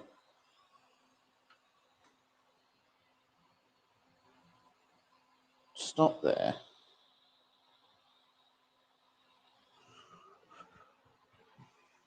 I said stop.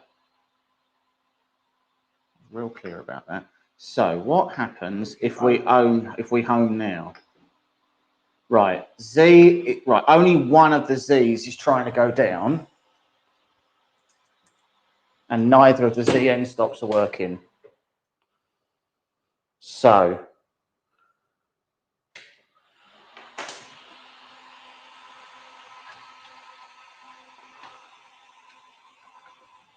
and that's just pulled off of that, is it?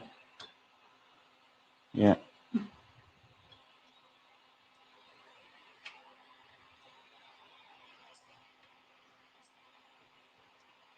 I don't think we are getting it wrong.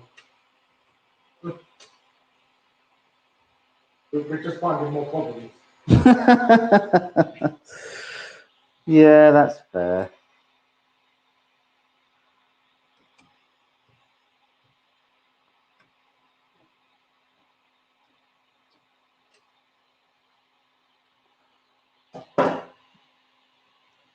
So the first bit of news is that we now know that the Z is definitely trying to home itself in the wrong direction. What's annoying is we've already tried changing it once and it doesn't seem to make any difference. So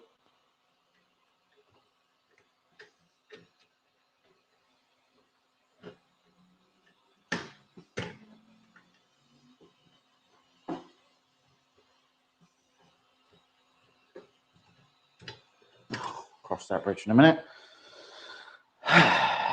So we changed the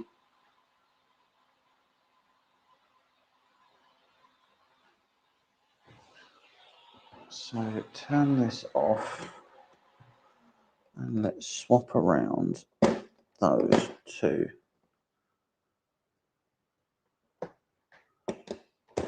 Endstops. The next question, I suppose, actually, is are any of the have I just plugged in one of the other end stops incorrectly, which is absolutely possible. So let's first of all pull you up.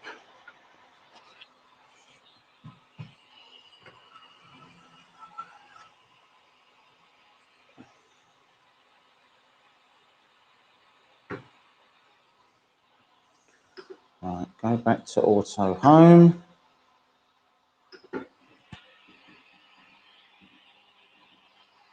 Nope.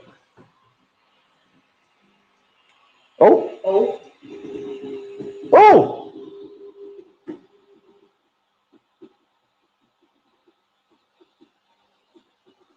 Okay. Okay. Nobody panic. Nobody panic. We're closer. Well, no, but a bit. X and Y is homing. Yes.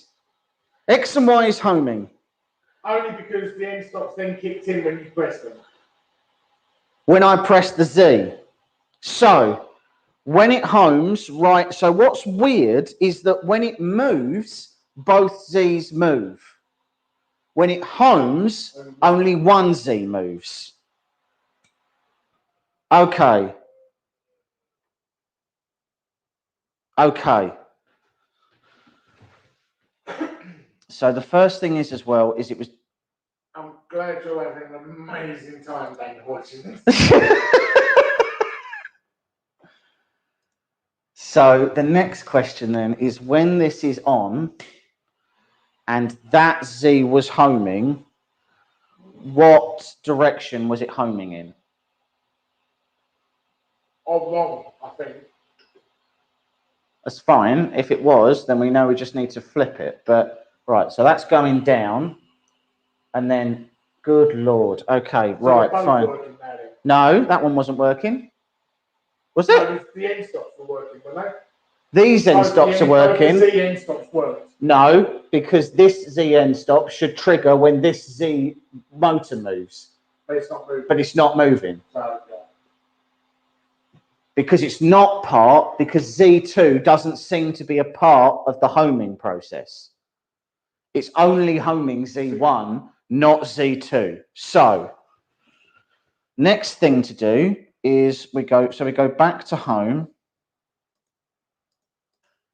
wherever that was. Homing direction. So that should still be -1, -1. Thanks, Daniel.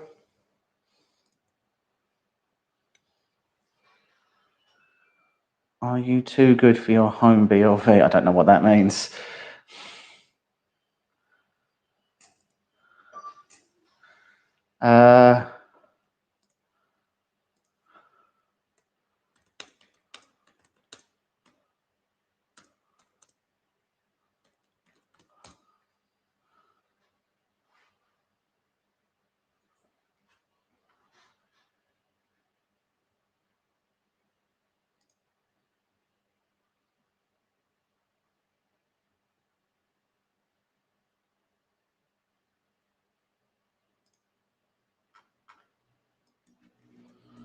How to home Z2 is the question.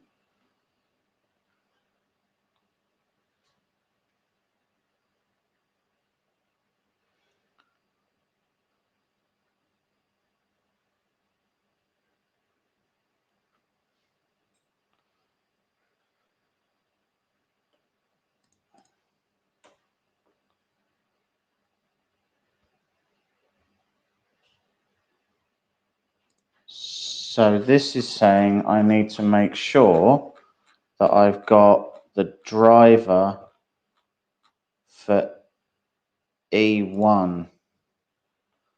See, now that's alarming because that says define Z2 driver. So should I actually not be defining Z2, but I should be but Z2 does move. All right, let's try an E1 driver and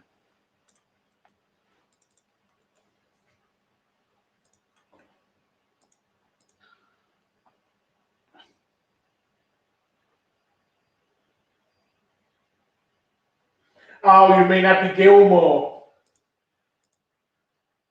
Are you too good for your home? You know when he's trying to park and he gets down and shouts at the bottom screen saying, "Are you too good for your home? Get in the hole."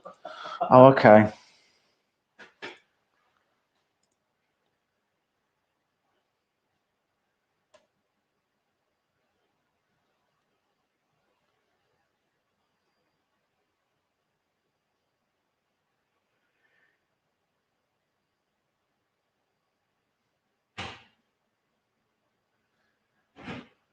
Right, okay.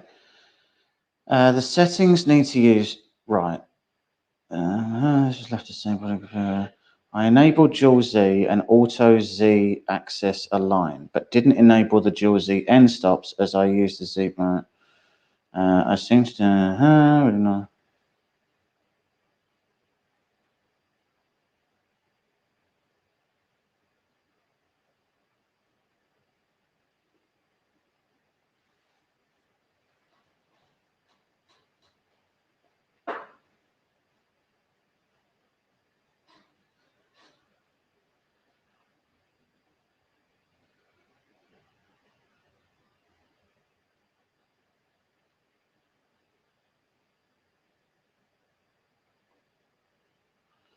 Interesting. Well, I say interesting. Interesting is an academic term. It's not really interesting at all. What I don't understand is when I move Z, it is moving both the Z axis. But when I home, it's not including Z2 in the homing process. Right, Z2, Marlin, not home.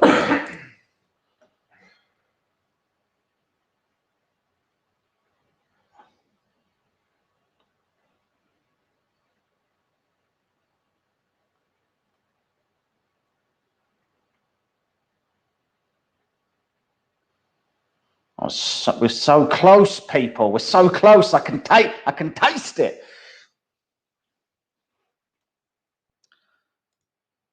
So, was the only perfect? No, not the answer. No, not the answer.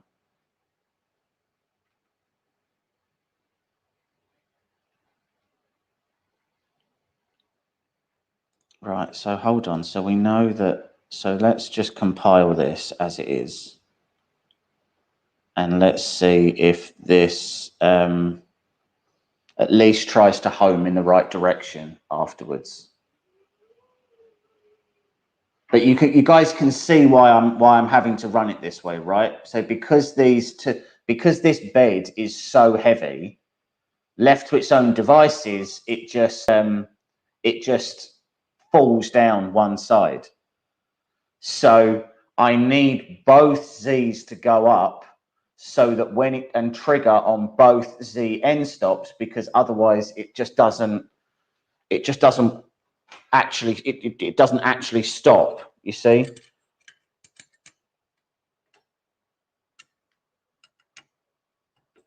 I need the Z gantry to level itself with two Z end stops.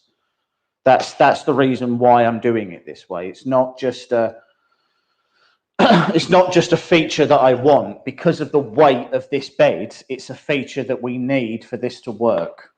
And I don't really see how we can do it any other way.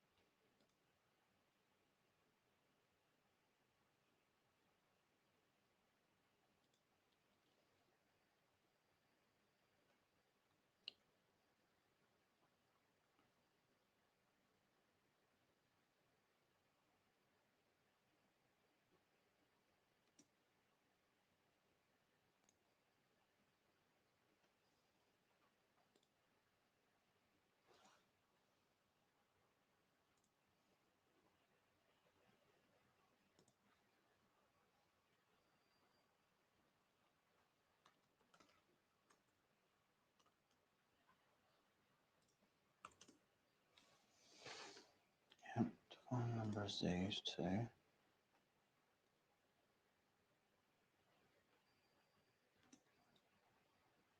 stepper auto align.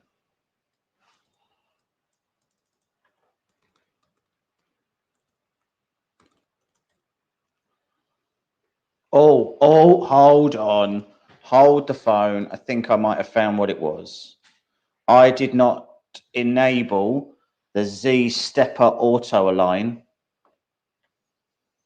And Z stepper auto align, in theory, hold on,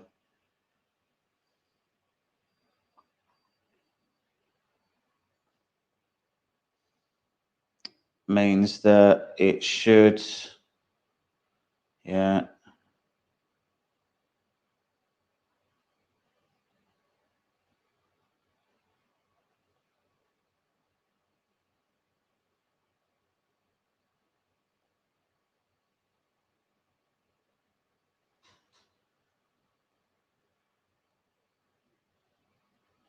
Right.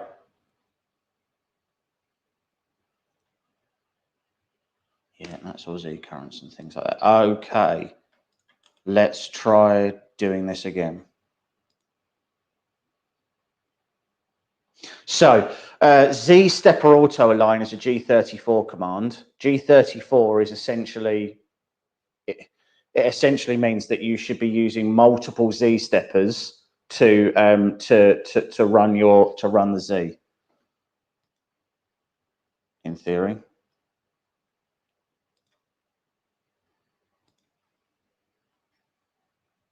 Right. Okay. This could very well do it, chaps and chapettes.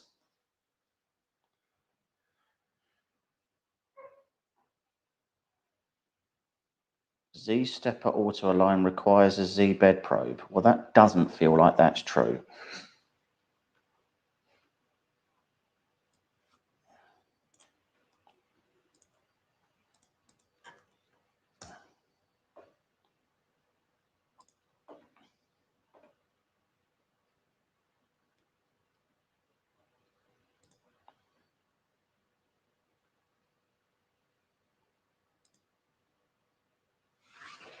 Hold the phone.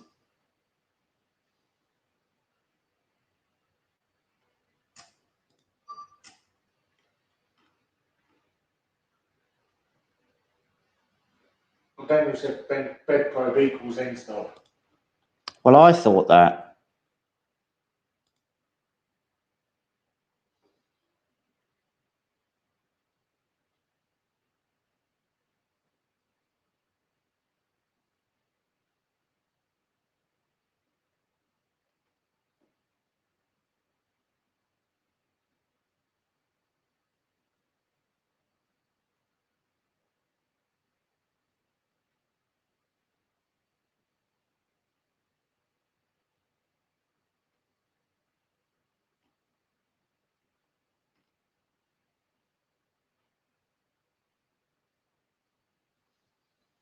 Interesting. It adds the G steppers using a bed probe. It can enable right, but we're not using a bed probe.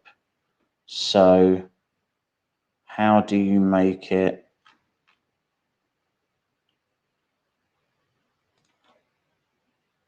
Can you go into here and do probe settings?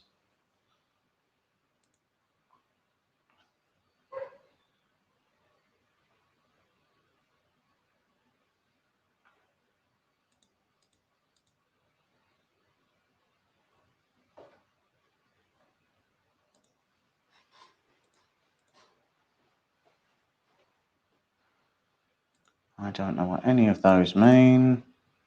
Z probe options.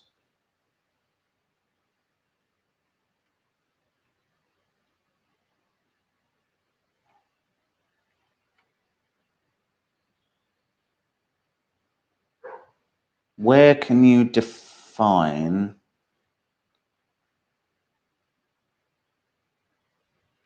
I don't think any of those are the right ones.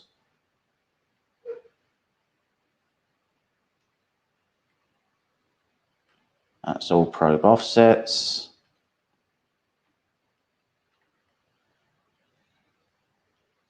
Problem is it won't compile, or it implies that it won't compile without a probe. So if I need Z stepper auto align enabled,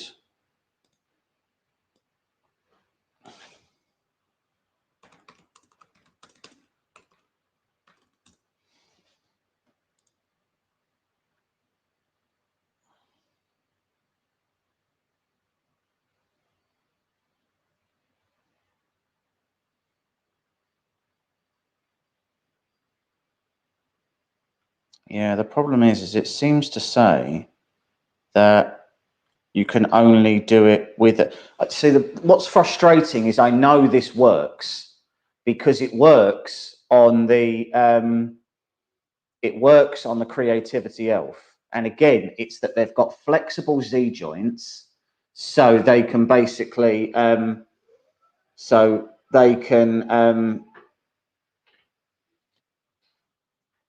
they can basically, as they go up, Z1 hits one end stop and Z2 has to hit the other end stop. And it means that when that bed goes up, it's always leveling the gantry, and then you have to level the bed. So it's not using a Z probe. It's just doing that. And I don't understand.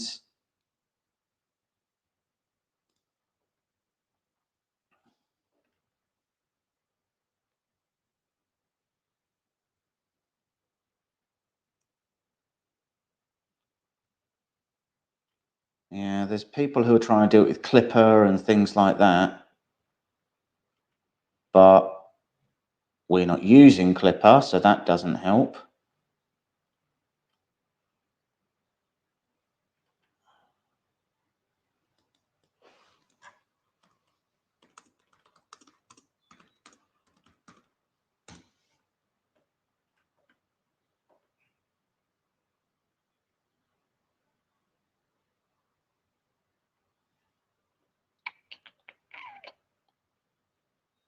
I do not know how we're going to make this work.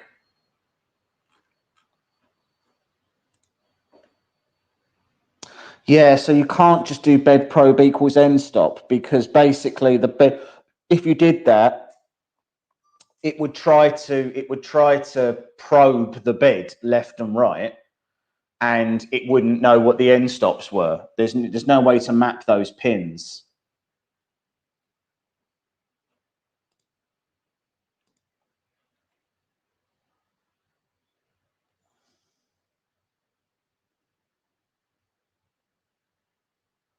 See, the guy who's doing it on YouTube is actually using a BL Touch.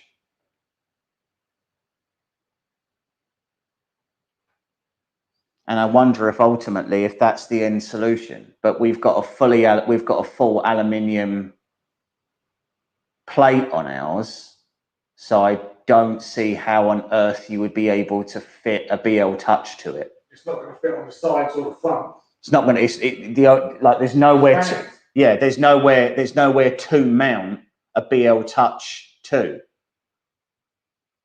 So even if we wanted to do a BL Touch, which if I'm willfully honest, I don't. But even if we wanted to do a BL Touch, I don't really see how you would fit one on this particular tool head.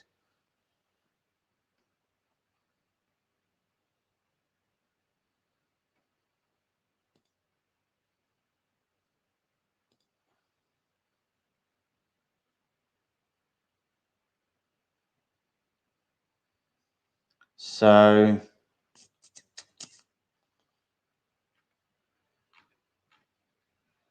okay, guys. Well, I mean, it's 8 o'clock. We've been on for 2 hours. I think we're going to have to call it a day there, and we're going to have a little rethink about how we do these.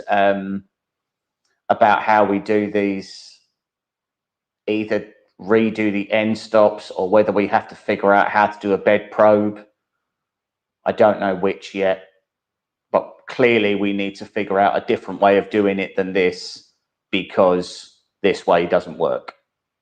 So I'll probably try and go on the BLV forum at some point in the next couple of days, and I'll put the question out there and see if anyone's got any ideas on how to do it. But if not, I'm probably going to have to design a bracket that sits off the Titan somehow, and allows us to run either a BL Touch or a capacitive sensor or something like that, which I really didn't want to do. But I guess if we have to do auto bed leveling, then we'll have to do auto bed leveling. It's not something that I wanted to do with this, because I feel like it's going to end up being probably a bit more effort than it's worth. But if that's the only way we can make that work, I don't really see how else we can stop it from dropping all the time. The only other thing I could see us doing is having it so that it actually homes where it is now on the bed, on the base at the bottom. That's where we put the end stops, and then it goes all the way back up to the top, and we do it that way. And then we'd only need, in theory, one end stop. But then you'd never be able to control the height where it stops at the top. Well, you would, because you just tell it to go 400 up or 300 up or whatever, and that would be your homing thing. It's like if you told your machine to home in the center. It would be very similar to that. But okay, well, thanks for joining us, guys. Sorry this wasn't quite as stupendous as we were hoping, but a bit of progress has been made. The machine is on. The machine does move. The machine does work. We've just got to figure out this homing thing, and then we can crack on. So don't forget to like and subscribe to the channel. We've got loads of new stuff coming up. There's a very good chance that at some point we might even have a working BLV Cube, which will be an interesting video. Not this video, obviously, but a different video where it might work. That'd be fun. Other than that, thanks very much for joining, guys, and we'll speak to you all very soon. Bye. Bye.